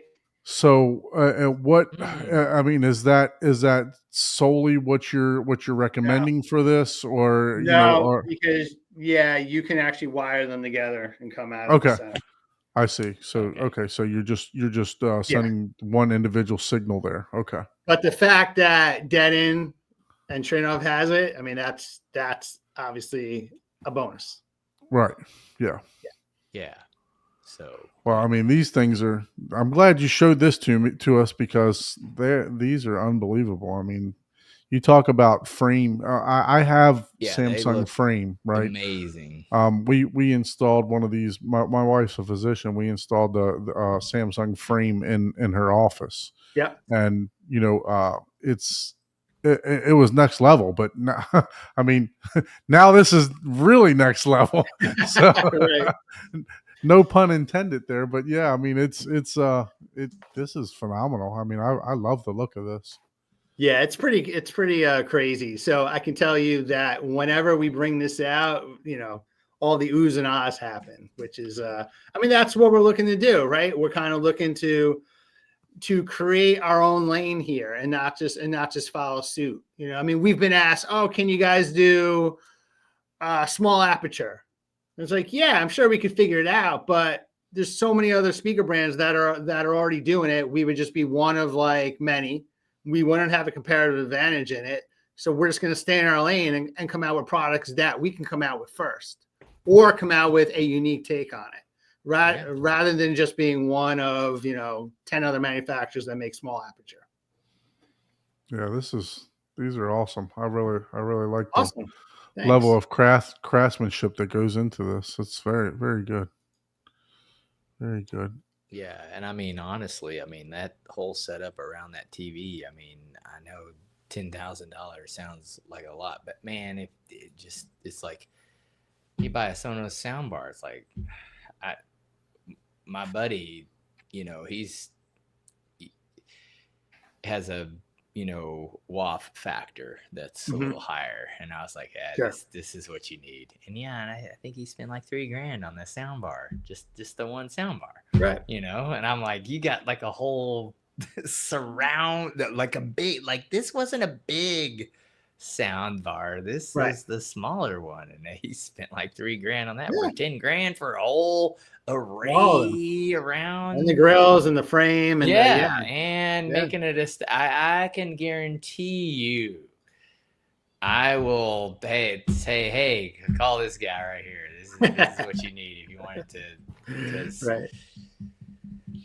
Yeah. So I was looking down here earlier, and I saw that you did like some. I'm trying to find where that was, but you did some custom veneers and stuff too. Yep. We do custom veneers, finishes. So we have, natural cherry, oak, walnut. Yeah, I mean, so we can do natural veneers. We've got obviously our standard stock colors as well, and then we can obviously do minimal grain or no grain type woods with any Benjamin Moore color as well. So you've got a lot of different options than just black or white. Let's just put it that way. We even do the IR badges, which I'm sure you guys are seeing, where you got the IR badge and you want the soundbar to sit flush under the TV. So what we do is we extend the grill above the top of the soundbar, and we cut a notch so that the IR badge will drop into that. So you get that seamless look versus a gap, because you can't get the bar up against the bottom of the TV because you got that IR badge pushing it away. So what kind of warranty do you give with your? Sure, absolutely. So it is 5 years on drivers, 2 years on amplifiers, and 90 days on fit and finish. And the only reason why you have a fit and finish problem is if FedEx or UPS threw this off their truck. Okay. Which has been known to happen every once in a while. So we use 275 double wall cardboard. We use thick filament tape. We use like super rigid foam. And every once in a while, and on some of our packages, like our enclosure for the Sonos Arc, that's hollow in the middle, we'll actually reinforce the inside with like plywood. FedEx every once in a while still finds a way, man. Yeah. To destroy it, even though we got all that going on. So yep. Yeah. How easy is that to fight shipping and stuff like that? For them we've actually had pretty good luck. There's a couple times where they're like, oh, claim denied. And I'll call them up and say, why'd you deny it? Oh, well, we didn't have X. And a lot of times they just hope that you'll give up, and I'm just not going to give up. So eventually we get paid out. I wouldn't give up either. So let's talk about these under the floor subwoofers. Oh yeah, under the floor. Okay, so these are triple duty. I'm going to kind of explain these. So these are, again, another unique solution. We sell a lot of these. They go, in between the rafters, in between the floor joists, and they port up through a air register vent. And we've got a 10 and we've got a 12. So this is a great space saver in terms of you're not going to have big bulky subs, but you're able to get that really deep bass if you don't have a cabinet to do our in cabinet subs, or you don't want to see a sub on the floor, or you don't want to see a big speaker grill on the wall because you want to do, because of an in wall sub. So what's great about this is that you just hide it into the floor joist, and then it just ports out again through an air register. So if you remember, I said that it's triple duty. So dealers So our clients have had these installed under the floor. You can flip them upside down. You can install them going, into an attic, firing down through either a grill, a custom grill that we can make you, or it can be an air register mounted in the ceiling. A lot of people also, we've sold a couple of these where they put them into a stairwell and it ports out in between the risers and the steps. So again, there's multiple uses for this type of sub. Very nice. Let's scroll up again. 34 to 100. Yep. And again, those are conservative numbers. Oh, yeah. You need those in your riser. Dude, you need these. You have a basement. Yeah. Yeah, that's true. Yeah. If you have a basement, then your first floor is ready to rock and roll. You So just what's throw a couple of these in there. what's the depth on these? Because I did build a 12-inch riser. Yeah, I could just they're build actually the right whole there. floor So with those are nothing. the stock depths. Look, So that those would are the fit stock right in depths. So there. if you click on each tab, it'll tell you the stock depths for the 10 and 12. But we can change those within reason and retune the air load. So if you're like, yeah, I don't have like a traditional, like where I want to put it is a little short, but I got more length. Okay, well, we can go shorter on one side, we go longer on the other, capture the same air load, re-engineer it, and then ship that out to you. Yeah, so the depth is 13.5. So that's, I could definitely do the 10s though. Mm-hmm. Yeah. And then the 12 is underneath that. I think that you could probably fit the 12 because I mean all of these fit in standard, floor base. Okay. Yeah. Well, my riser, I use 2x2. The riser. Yeah. Yeah. So this would be good for a riser application. Yeah. Put it right underneath of my seats to give me my own hover ease. Pretty much. And they're not that heavy either. 48 pounds. Nice. No, Yeah, no, they're bad. not. And Good thing I installed my carpet in 3 different sections so I could easily pull stuff up if I need to. pull it up, yeah. Man, you have endless options here. I like this. Yeah, the only thing we don't do is true outdoor.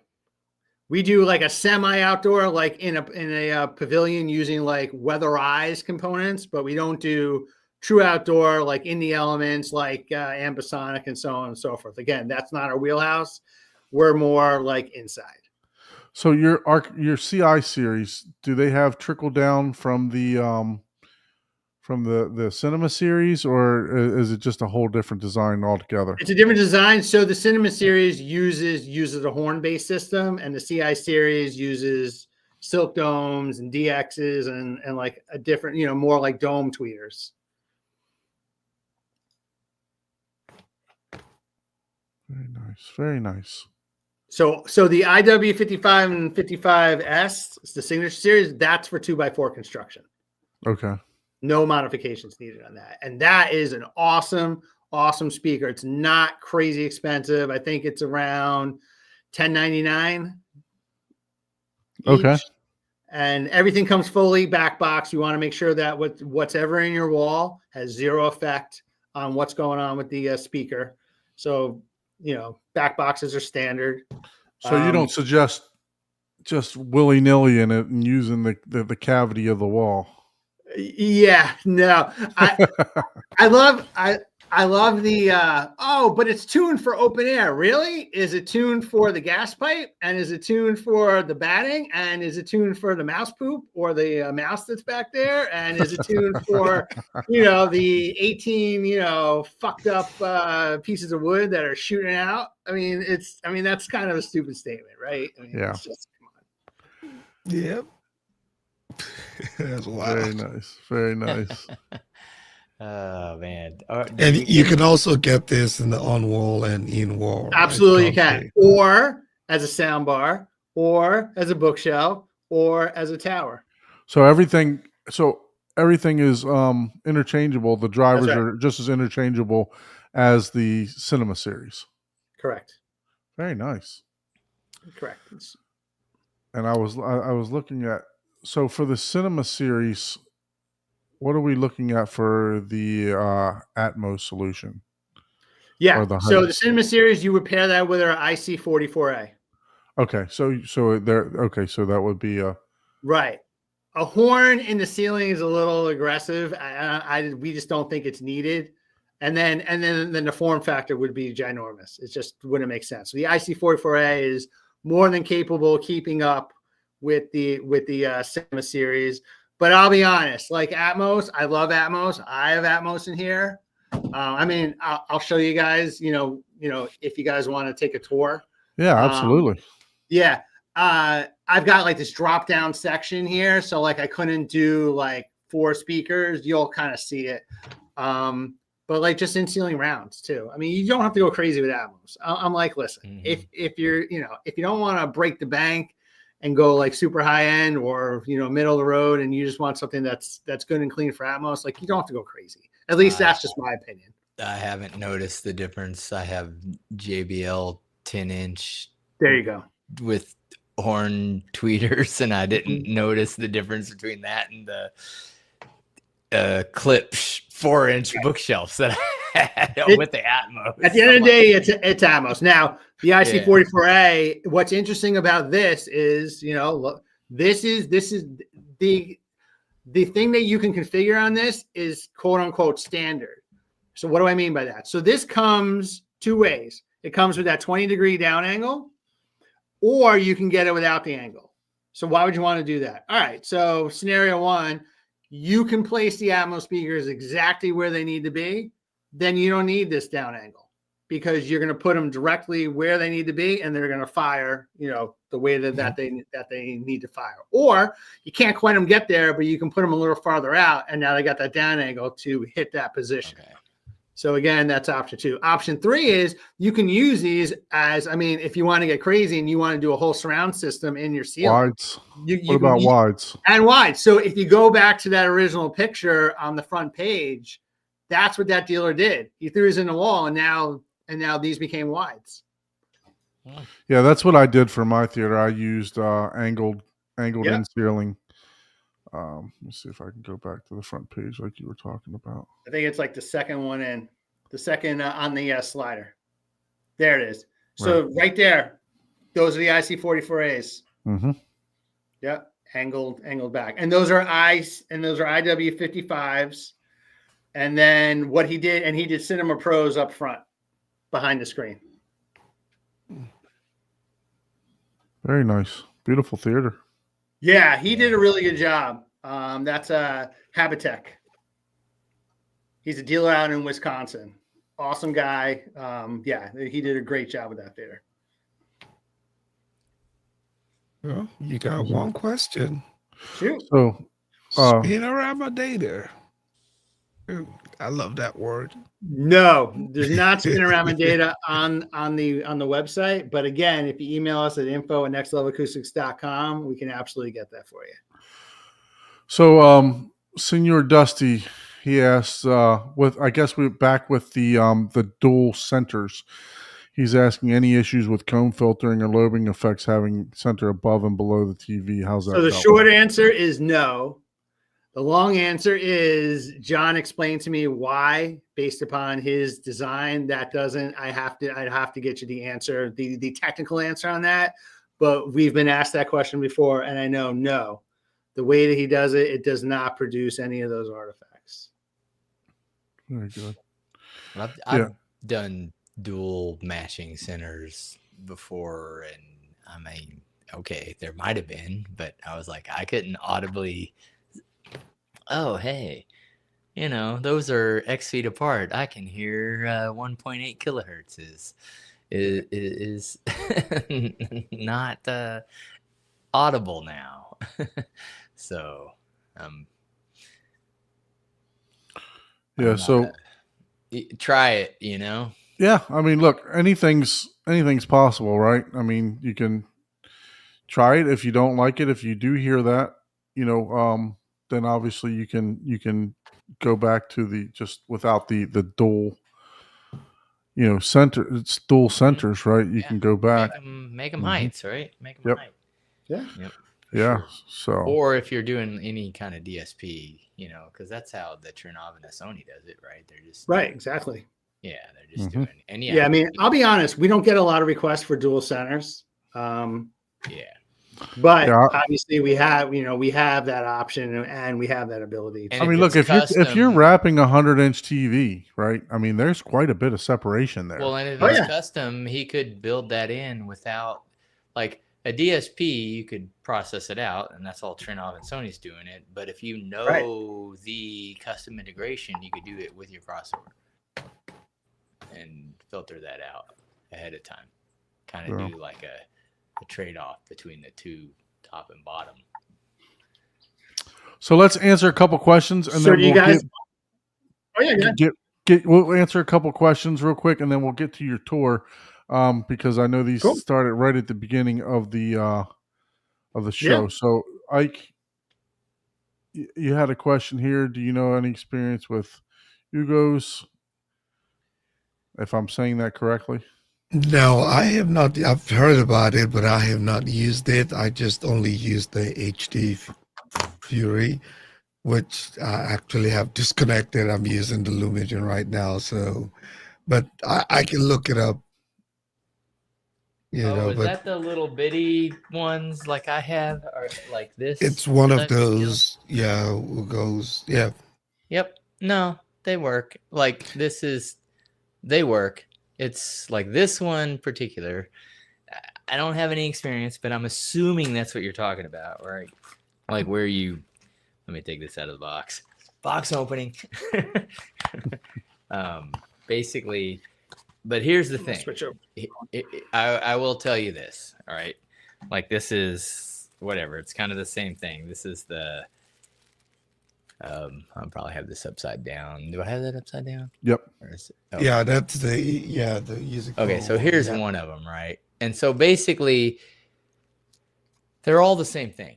But I'm telling you, the amount of knowledge and if you're into it and you like messing with EDID data, if you don't know how to manipulate EDID data, get the HD Fury. If not, you can use one of these $25, $35 devices, and yes, they do the exact same thing. It's no difference than the conversation of Plex versus Kaleidoscape. That's what it boils down to. It's good. This is your Plex for the HD Fury. Yeah. Too much work for Don. Yeah. Don's not getting this. I can tell you that right now because I'd hang up on him. No, bro, I'm not answering you. Get out of here.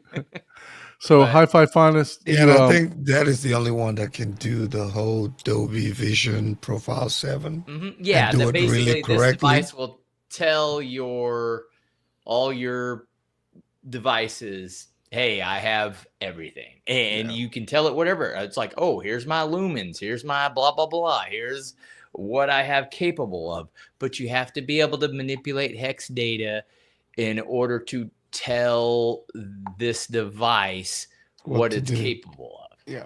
And that's the difference. And an HD Fury, I mean, God, dude, what are they, $200? It's like, just dude, walk. I'm telling you right now. Yeah. Just get the HD Fury. And I own this, and I bought an HD Fury. I bought the wrong one. I bought the one for the frame rate and all that stuff. So I ended up returning it. But I can tell you, I'm still debating on getting it. So again, should I say? So HD Finest, we'll try to answer this after we do the tour here. I mean, what exactly is he trying to talk about with Dirac? Is it bass control? Any particular? Yeah, well, it does say specifically bass control. So I don't have any experience with Dirac. We would have to understand what do you mean by bass control, because you can get Dirac, you can get Dirac Live, and then you can get Dirac Live with bass control. And basically and I wish Miguel was here because he remembers all this shit. The Dirac bass control is if you have multiple subwoofers and you want to phase align and EQ each subwoofer independently, type of deal. But do you need? I mean, once you get 4 subwoofers, I mean, do you need that like that you're almost to the point now where you don't need to EQ or do anything because your room controls all that, and if you do proper placement, so that's kind of a double-edged sword there, right? Now, Durac, I love Durac. I like the system overall. People say that their basic adjustment isn't. I think They don't like it as much, but man, as far as like just the audio overall, I love how Durac does their EQ. All right, so we'll go ahead and do the tour, and then we'll if we need to polish that question a little bit, High Five Finest, let us know in the comments so we can try to answer anything for you about that. Okay, Rob, you might need to flip your camera horizontally. Oh, you mean like this? There you go. That's much better. And all then, right, can you guys hear me? Yes, loud and Perfect. clear. All right, let's start this. So we're going to start with the back of the room and then kind of move out. So this is the back of the room. So we've got high velocity 12, URC 5100 in terms of the control. Got a waterfall bar with 3 bar seats here. You went the old This- classic Star Wars. Yeah, this is the Sony Bravia 8 projector.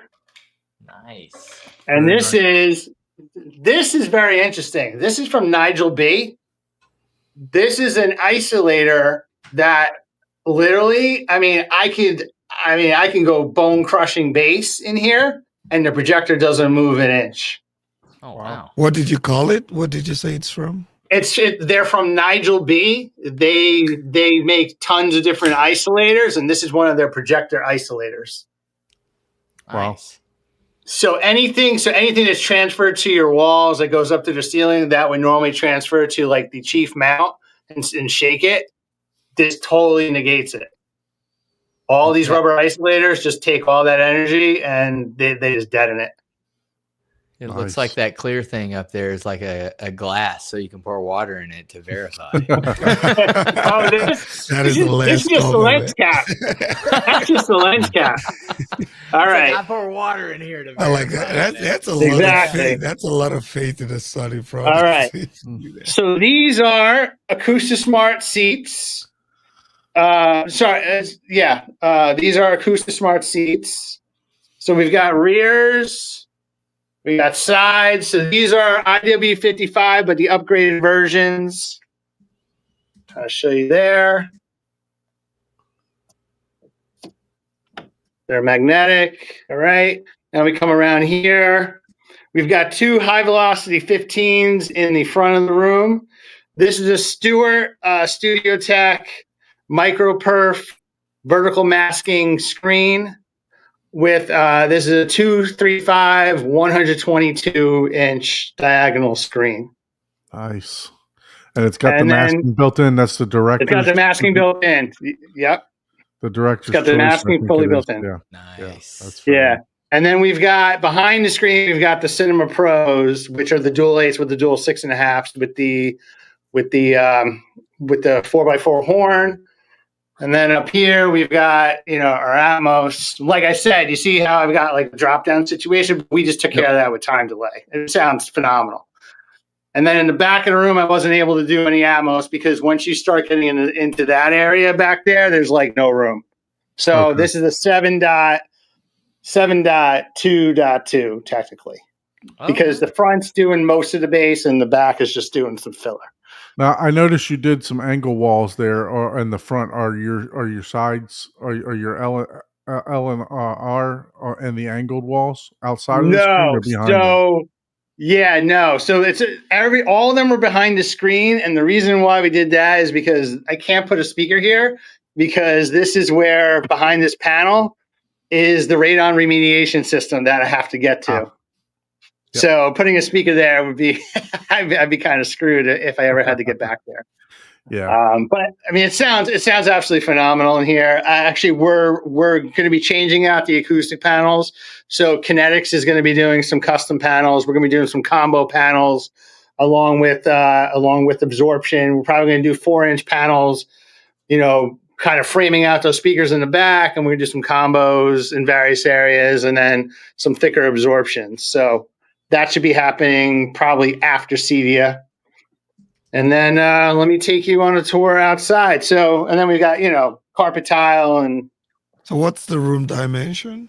Yeah. So the room is 18.6 deep by about 13 wide. Okay. So again, it's not, it's really meant for one row, but I like the look of the bar. So we did some bar seating back there. I like it there. Yeah. It's cool. It's just interesting. It adds a touch. And plus, we wanted to show a theater that wasn't like 100% perfect, because not everyone can do brand new construction and floating walls, and make every angle perfect. Like a lot of people are in situations where you got to work with what you got. And, I mean, we got lolly columns that we had to frame out, but it sounds absolutely phenomenal. Yeah, I was just going to say, you kind of got like an inset, and what we're looking at right there, you have kind of an inset with like maybe a closet right there on the side, or so right here were 2 columns that we had to frame out, and then I'll take you to the outside where you'll kind of see like why we had to do that, and then it created like a niche on the outside of the room. But yeah, so there are 2 lolly columns there. And when I asked the guy, I was like, "Oh, so how much to remove those?" It was like, "Oh, it's like 10 grand. We need to get a beam here." I'm like, "Forget it." I'm like, I'm not starting with all that. Right. Exactly. No, the room looks phenomenal, by the way. Awesome. Thank you. The color, the red with the black is awesome. Yeah. It's very cool. It's very cool. So now, but there's way more fun coming out here. So here we've got Memorabilia Alley. So I'm a big Red Sox fan. So we've got, 2004 team signed bat from when they won the World Series. We got a movie. Here's the digital movie board.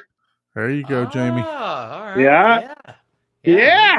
Had them on there. Yeah, that's really cool. I like that. It's very cool. So what's nice is that this is a Samsung 55-inch frame TV, and we went to our friends over at Frame My TV, and they provided a custom frame kit for it, which looks great. And we're running the DMB Pro and soon the Pro Plus. That should be coming out soon. Yeah. And then, we were able to do some custom graphics with NextLevel and so on and so forth. So it came out really good.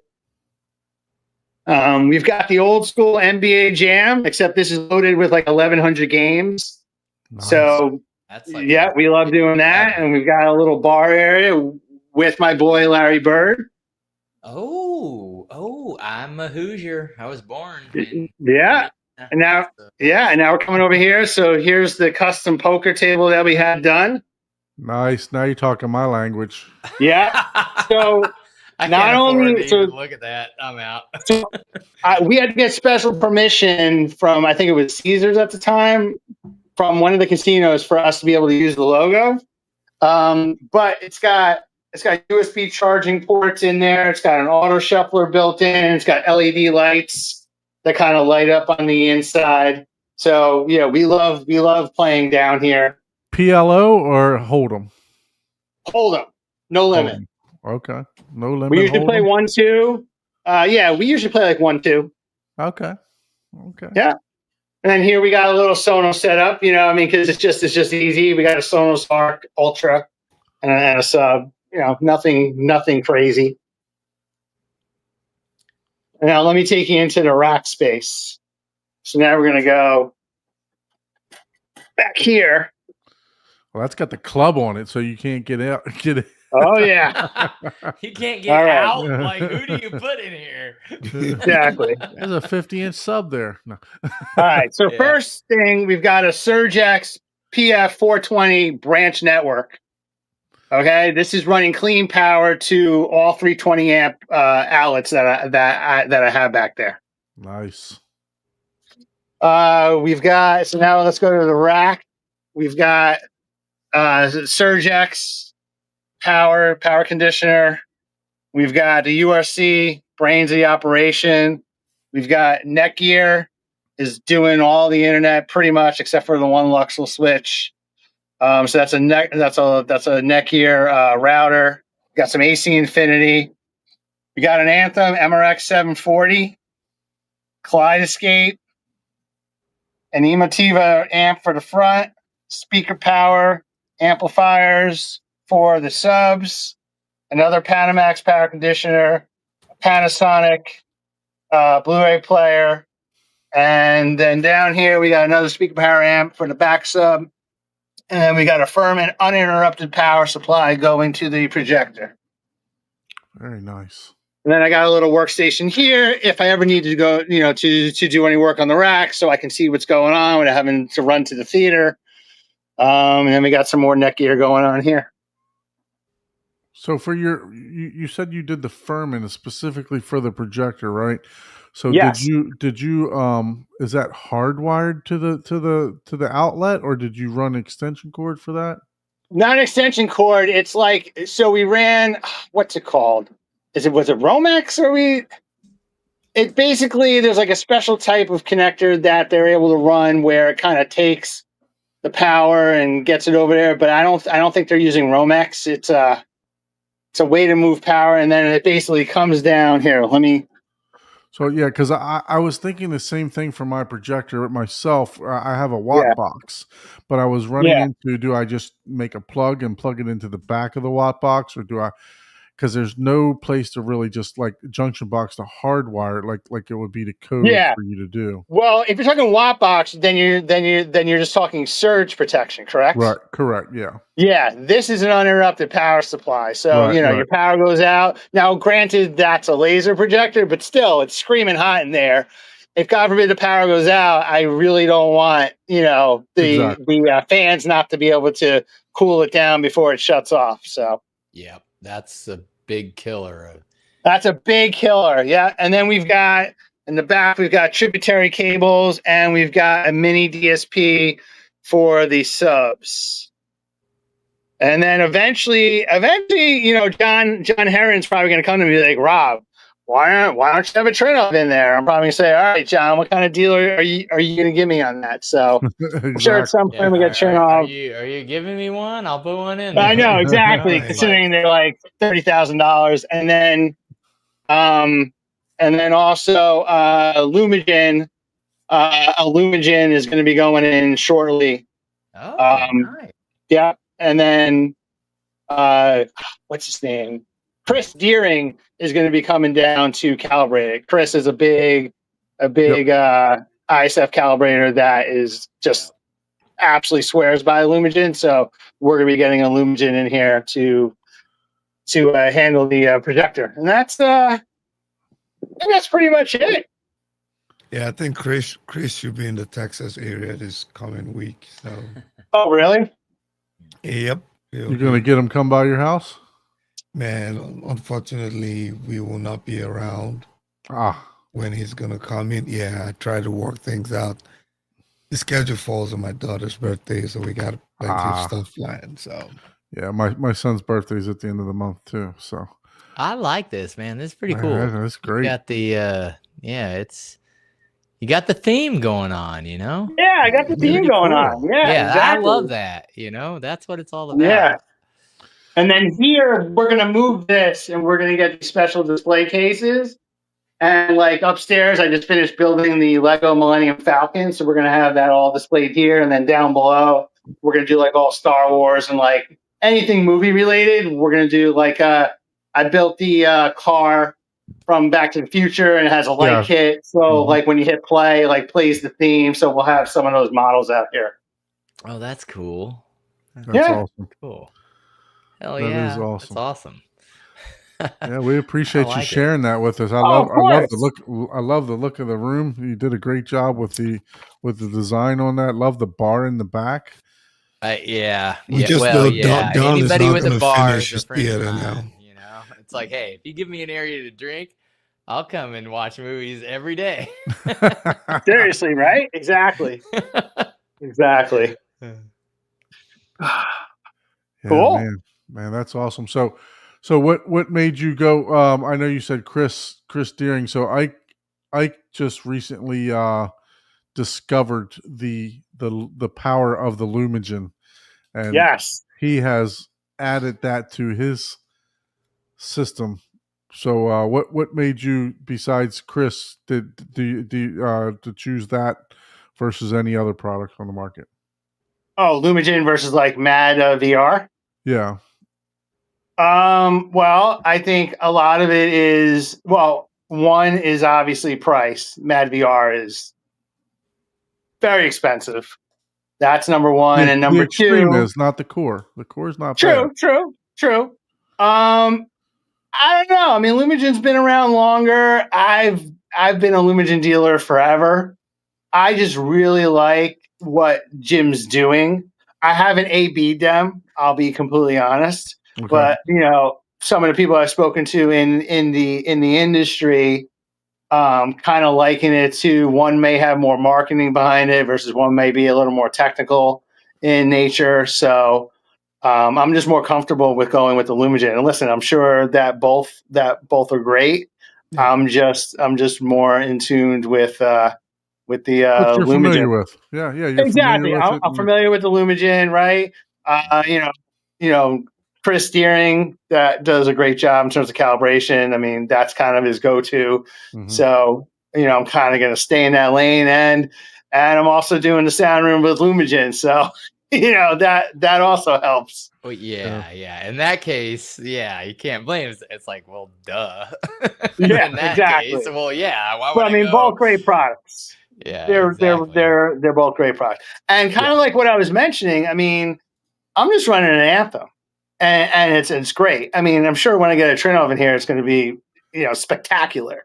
But Yeah. honestly, like if you have a really good calibrator, I mean, they can do wonders, especially audio calibration, and you have the right treatments and so on and so forth. See, people don't well, some people don't realize that you can have the best speakers in the world, but if your environment is crappy, Mhm. it doesn't matter. You have to get your environment, right. There's a lot of clients that say, "Oh, but I want to do hardwood floors." I'm like, I don't know about that. Or, "Oh, I want to paint the walls like, a light tan." I'm like, I don't know about that either. So Well, if I you mean- get You your could do hardwood floors if you had a 18-inch cloud ceiling. Sure, I mean, yeah. there's trade-offs. or even it's like you talked about angling and dispersion and stuff. So I know that like other speakers have narrower dispersion, right? Correct. To try to help with that, right? So Oh, I absolutely. yeah. yeah. Yeah, I have seen some hardwood floor theaters. I mean, they look great. Are they functional? I don't know. Just seeing them from pictures Right. and how much stuff you get. Yeah. How much reflections you get off of that hardwood and stuff like that. I'm Right. sure it's not a good Yeah. thing for an acoustician to come in If and you're still enjoying have to deal it, with. yeah. But No. when it comes down to it, if you're still enjoying it and you can still tangibly hear your That's system, what matters the most. Yeah. because let's be honest, when we're the niche, right? We're Correct. like, was that, I hear a little comb filtering. Get out of here. Ain't nobody that walks into your theater, no matter what it is, and watches a movie and then leaves, thinks, oh, they need like a 40-degree dispersion speaker. No, they only see when it first showed and the lighting and the appearance and walking down the hall and what he was just showing us. That's what people see. That's what people remember. They remember that. Oh, he had the NBA jams. He had a Red Sox jersey signed, blah blah blah blah. He had the Millennium Falcon lit up, and that's what people remember.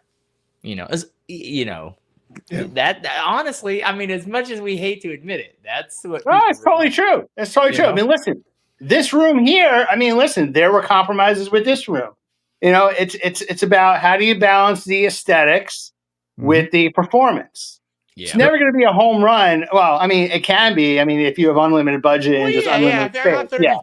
$30 million Yeah. to spend on Sure. a theater, And you can go from scratch on get everything. both. Sure. Yeah. But it's always a compromise, right? It's finding that sweet spot. Like, what do you value, right? And kind of finding that sweet spot. Yeah, and that's what makes it a hobby and what makes it fun. We're all just trying to experience and have a good time, you know, because it could be like a Sonos sound bar and you walk in, but yet it's decorated. So you're like, damn, like what the hell? Like, right. Your theater may sound 10,000 times better than this one, but you know what? 9 out of 10 people are going to remember the fancy setup over, you know, a black room, right? It's like, oh. I'll give you a perfect example. At our first CEDIA, I mean, no one knew us, right? We had a little shitty 10x10. We were just happy to be there. It was like 2016. Josh AI had a booth next to us. We had no idea who the fuck they were.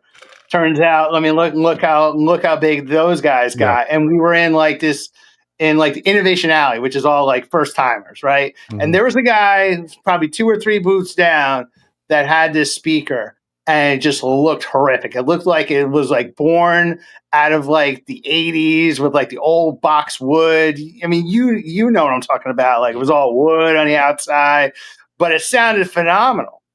And it's kind of like, you know, that's the whole thing. I mean, you could have something that sounds amazing, but aesthetically it's not there for you. Or you could have something that's aesthetically amazing, but sound-wise it's not there.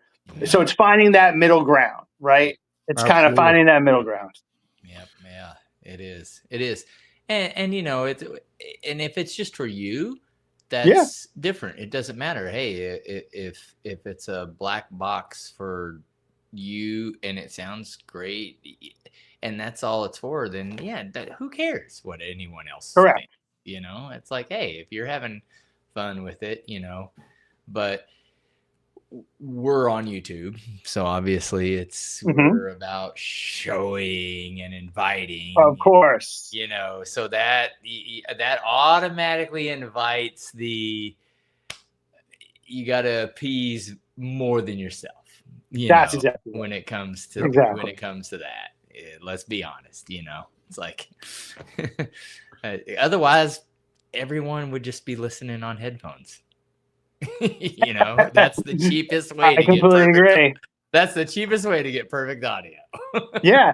And that's what we take, honestly, that's what we take into a lot of our designs, because, you know, there are a lot of speaker manufacturers that make these amazing speakers, but they're like the size of a car. And it's like, you got to build shelves behind the screen. We're like, well, we want to get as much sound as we can into something a little more compact to where you're not rolling in like 40-inch subs and like, you know, something, you know, that's ginormous that, you know, can kind of maybe not fully blend away, but kind of like, you know, aren't so overpowering, I guess. And that's really what the Cinema series came out of, is that we wanted to give reference level performance, right? You know, at a you know, in a compact form factor, and I'll kind of give you guys the secret sauce behind the Cinema series and what really sets it apart, besides performance and form factor and, you know, and dB efficiency, is that a lot of times with horn systems, they have, you know, amazing output, cinematic presence, you know, the whole nine, but they get fatiguing after a while. You're hitting the super high frequencies, and just after a while, it might sound tinny and so on. And you can probably deal with it for half hour, 45 minutes. But after a while, it starts like you can't put your finger on it, but it's like it starts getting a little fatigued. Roll mine off at 16K just for exactly. So our designer, John, who obviously, so he, you know, we build all our crossovers in house. He was able to limit 90% of the first order reflections based upon his crossover work. So really what you're getting is the cinematic output of a horn with the ability and the articulation of a silk dome tweeter, which is why it's able to go from James Bond and Ballerina and, you know, your favorite action movies to Kaleidoscope, Nora Jones, and Shallow, and being able to produce those sounds just so silky smooth. Awesome. So it's kind of like doing like a double duty. And we actually noticed that at the New York Tech Summit, we actually brought the Cinema 6 is but in a soundbar format, and paired them with Cinema 8 sides with just one sub. And we played James Bond, and we played all the big clips. And then we played Shallow by Lady Gaga. And that's the first, actually, it happened twice. That was the only time I've ever been at a tech summit and given a demo. And after that demo, everyone clapped. And they clapped after the Lady Gaga song. And I was like, well, what's going on? And then we figured out, because people were in disbelief, that they just heard this horn system doing these explosions and, major impact, and then being able to reproduce the subtleties of like a national artist with that silky smooth and richness. Yeah. And people were just floored. So that's really the secret sauce to why we love these speakers. And looking at these on your website, the Cinema Pro is 96 dB efficiency. That's the right. Cinema 6 is That's 95, good. so Yeah, it's only that's one It's dB only one. off. My And then JBLs are that, or And the 96 or CB 97. and the Cinema 8 is 96. So So- they're you're feeding them basically the same power. I have a vanity question. Right. I have Yes. a vanity question. What's the most expensive system that you've done or install? Do you know? Probably a retail of like 50. Oh man, that's cheap. Yeah. See, you guys Exactly. see, that's what I'm. Dude, that's So, and I don't know I've if seen you the wanna- photos, man. Those are pretty amazing. I don't know if you want to disclose, your MSRPs or not, because you are. Yeah, dealing no, with- that's fine. I mean, I can give you basic ideas. So, for instance, we're doing. Anyone who goes to CEDIA is going to see this printed, because we wanted to show a room that wasn't like, oh my God, you have to be, a bazillionaire to buy the system. We wanted to show something that's realistic for a larger audience, right? Because you can always scale some of this stuff down, but like some of the rooms are like, $500,000 projectors, and just Right. crazy shit that like then you go and read ABS Forum and they're like, yeah, it sounded great, but did it sound $1 million great? And then Right. B, it's like, who the fuck can afford this? Yeah. So, Exactly. No, so we wanted to show something that was, high end, but not like, oh my God, I have to I have to go sell a kidney in order to buy it. So we've got 17 speakers going into the room, and they have an MSRP for the whole package of $50K. We sell amazing systems at like 15 and 20 grand.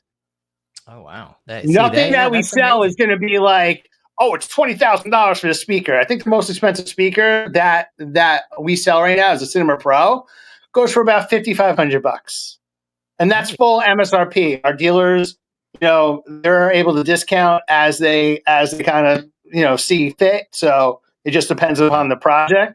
But we're not talking like $10,000, $20,000, $30,000 a speaker here. That's not what we're about. Can we build those?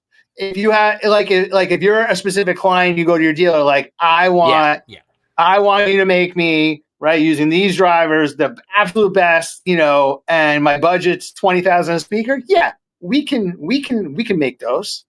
But honestly, we would rather make these so more people can put them in their hands. I mean, our IW55s are around like $1,100 a piece. Our Cinema 8s are around. I can sell you this speaker for half that, and that Cinema 8. I'll spend the other 10 grand making it look so amazing. You will never want to change it. Right. Yeah. That Cinema 8 is around $2,800 retail. Cinema 6 is around like $2,500, somewhere in that range. So it's not like, listen, it's not cheap, but it's not we're crazy, right? We're in the high end echelon. Yeah, it's like, no, seriously, people are spending, are talking like, oh, if you spend less than 30 grand a speaker, you can't hear the difference. I'm like, we're very big on the price performance ratio. Measuring equipment did you buy to be able to measure the difference? Right. We understand that $2,500, $3,000, even $5,000 on a speaker is a shit ton of money, right? For most people, we want you to get all that value out of it. And everything that I've seen is amazing looking. and that's So- where a lot of people are willing to spend the money, right? And in that aesthetics, and you're providing that and the quality of the audio experience Can you- along with it. That's Can you pretty talk cool. about the driver, the carbon wool drivers? I've not seen that combination before, carbon and wool together. Yeah. What in a driver usually it's carbon fiber or That's paper right. or can you talk a little bit about the driver? Yeah. So I mean, this is obviously a driver that we use, and again, it's a combination of exactly what you said. It's carbon and wool. We have drivers that are reed cones that have like bits of reed in there. I'm not super technical like our lead designer is, so I couldn't tell you what properties the carbon wool gives over just carbon. But I can tell you that these drivers are just amazing. Just from Any a driver that we 10,000 use, from a 30,000 foot view, like basically your fiber stuff is, that's like your bulletproof Mhm. because they're glass fiber type of stuff, right? And wool is we know that as a natural, but wool is one of, if not the strongest, natural like fibers. Just, well, obviously you know where it comes from. Right. Sheep wool.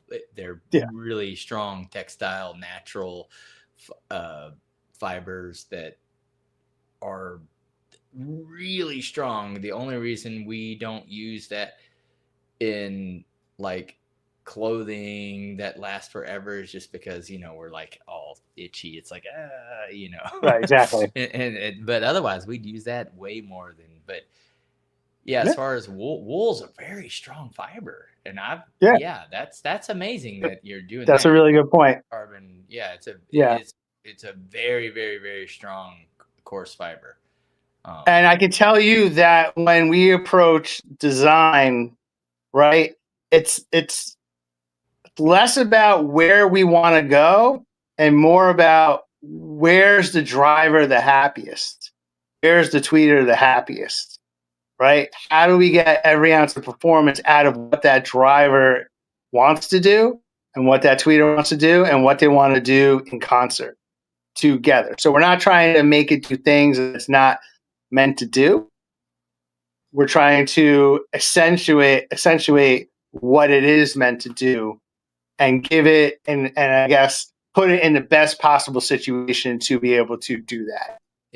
Look at this. You're getting Don's looking for a dealer Yeah. next to his house. Hey, That's literally what you're gonna have to literally. And Well, I think the manufacturer, Don. I don't think you need to go to a dealer. Yeah, I mean, look, if I want to, I think you know the manufacturer on this one. He's like over here scrolling. If I want to hear them, like tomorrow, if you want to hear them. Oh man. Man, I may have to play hooky from work tomorrow. I'm setting my dude. I looked at the map, right? I'm like, Jesus, he's got tons of dealers. I was going to ask you, how do we get a hold of somebody? And I mean, look at the dots on the map, man. I mean, geez, you guys got it pretty much covered. We are adding more and more dealers. I say we sign up, to be honest, like 2 dealers a week. And we just keep, and I think we're like 450, somewhere in that range. And we just keep signing up because people just hear about us and they're like, I'm in.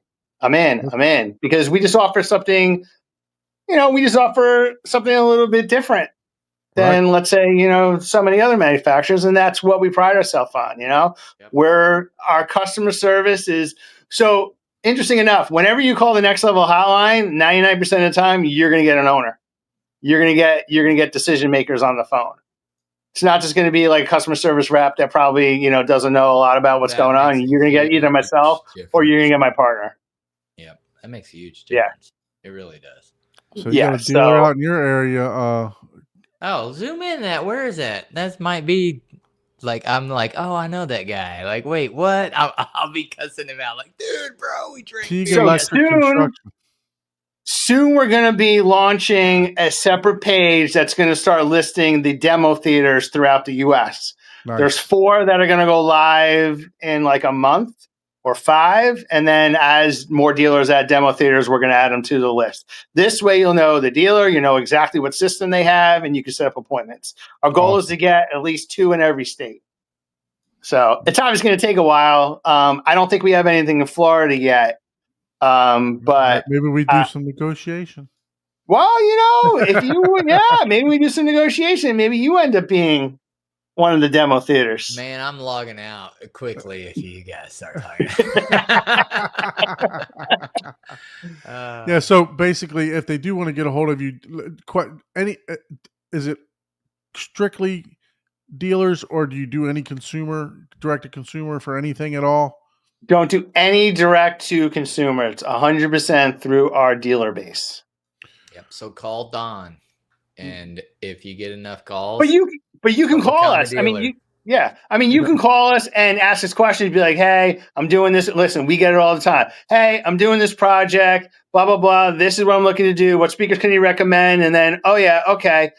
I need it installed. Who do you recommend? And then we can recommend somebody in your area to sell you the speakers and obviously install it. And it has to be somebody that we trust. You don't see phone numbers on websites very much anymore. So kudos for doing that. I know. Sure. I hate that. I'm searching. It's like, contact us now. And it's like, where's the phone number? Oh, you got to email us. Yeah. Contact us now, as in wait 3 days minimum. For support to get back with now? you. Yeah. It's horrible. No, we're all about the phone. And then a lot of times I'll give out my personal cell, and like dealers will text me like all throughout the day at night. And I'll be like, yeah, send me the plan. Boom, boom, boom. Okay, do this. So awesome. That is awesome. Yeah, I'm happy to see that, because even today I have another job, and one of my guys' fuel card wasn't working, and I try to call the number, and I got to go through 35 automated steps just to get the one person to try to get him gas if you're really sure, right? My fault. It's just like you're hitting like 18 prompts, and then I love it. You get through all 18. You're finally there. And they're like, oh, you're in the wrong department? Or, yeah, let me transfer you. And then it goes click.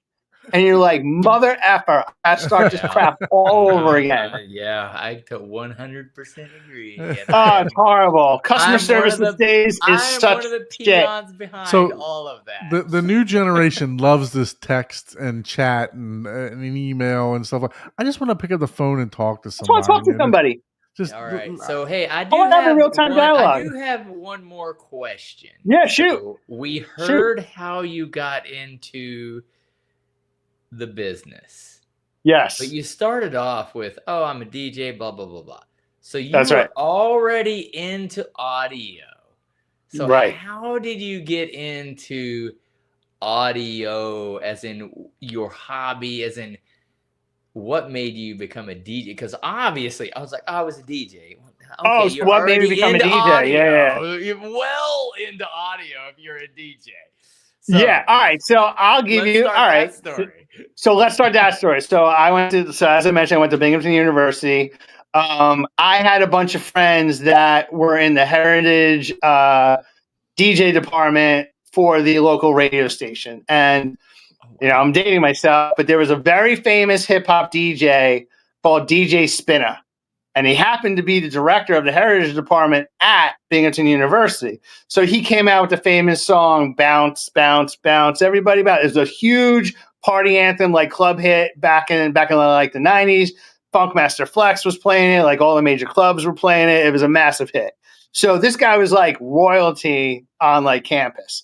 So I tried to get into the Heritage Department, and they're like, yeah, we don't have any openings, but if you want to do classic rock, like, you can do that. So I'm like, whatever, it's fine. So they had some Technique 1200s there, and, they didn't have like a setup to really, to scratch and do all that kind of stuff. It was just like blending and mixing. So I was doing like the Beatles and stuff like that. And then one day I turned to the guy and I'm like, listen, can I just play like anything I want for 20 minutes? They're like, sure. So I brought out Ice Cube. I'm like playing that kind of stuff. and I'm like, I can't do this. I cannot play the classic. I mean, listen, I love classic rock, but I love old school hip hop. I used to listen to Mr. Magic Rap Attack.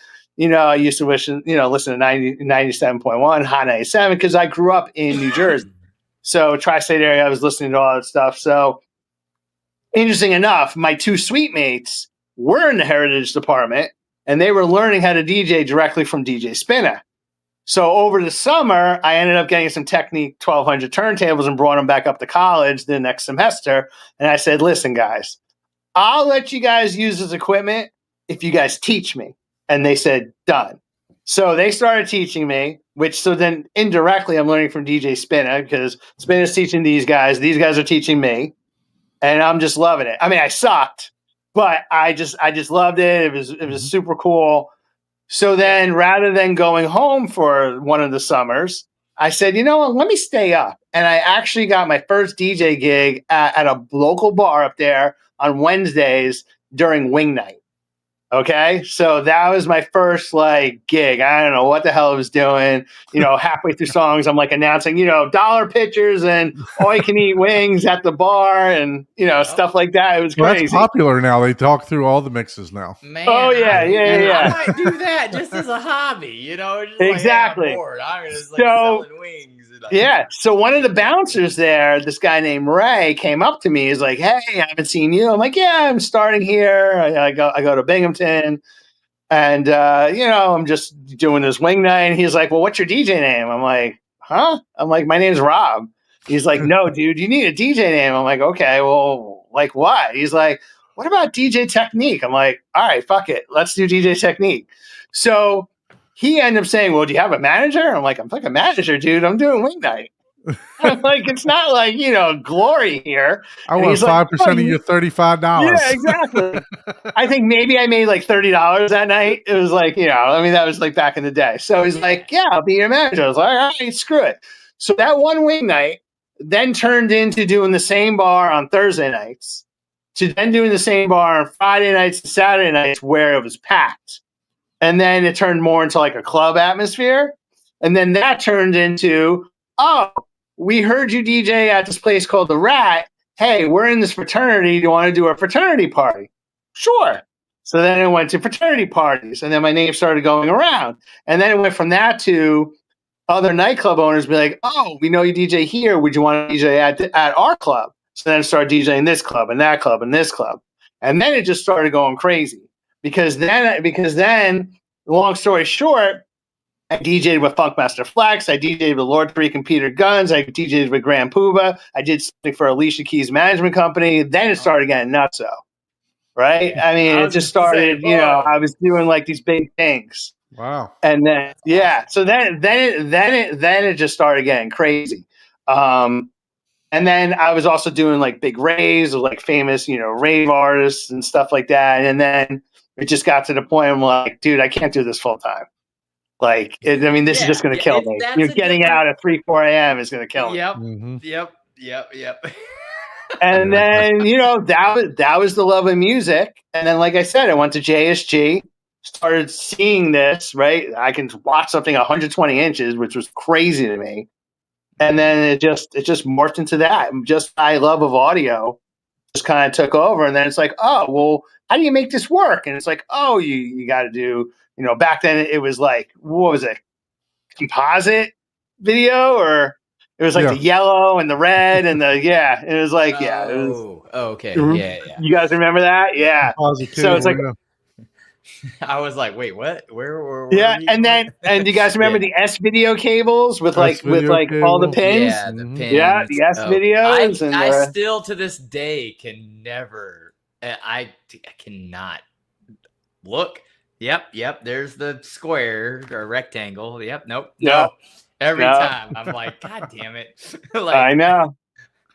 I know. Oh man. So that's just how it all started, and then I just got into, I guess, the technical aspects of it. It's like, well, how do you set these up, and what does it mean? How do you calibrate pictures and audio and all that? And then and then we synced up with John, and we're like, John, and then we all came together, and that's where NextLevel was born.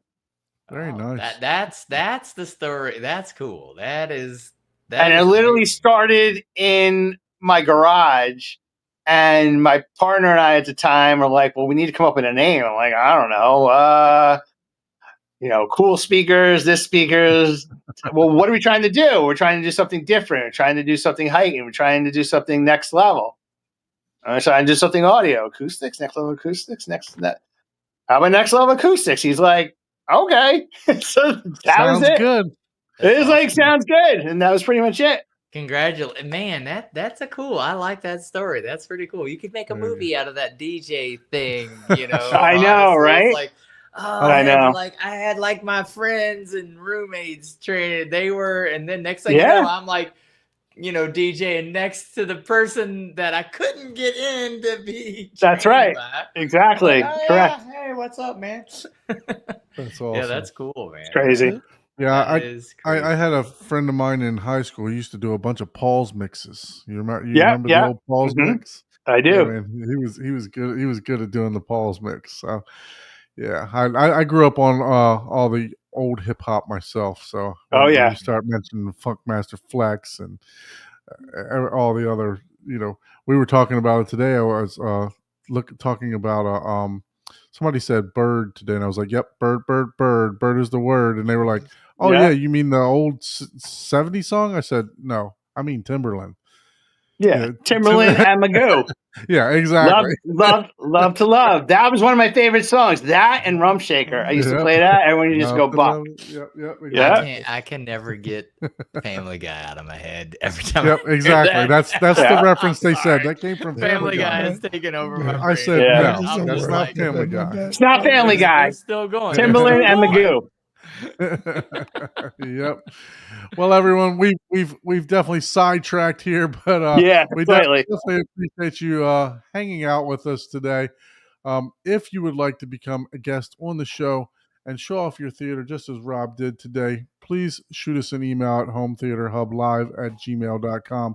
Please make sure that you like, share, and subscribe, and hit that bell notification to help us spread our love of home theater to everyone in the country or world, whatever. But we would definitely appreciate if you would subscribe to the channels that we have here, Brews and Views, Easy HT Tech, and then Horizon Home Theater. Do you guys have a YouTube page? Rob, do you have a YouTube page? Instagram. YouTube, we do. It's very small. We don't really do a lot of that. Okay. So subscribe to Next Level's Instagram, Next Level Acoustics.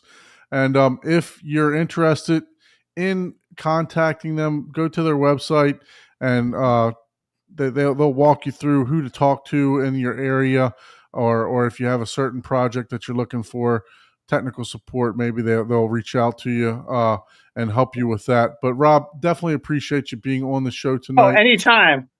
You got the link, so you have a open invite whenever you want to join, whether it's to talk about movies or promote something. You got the link, so whenever you'd like to join, feel free to join. Awesome.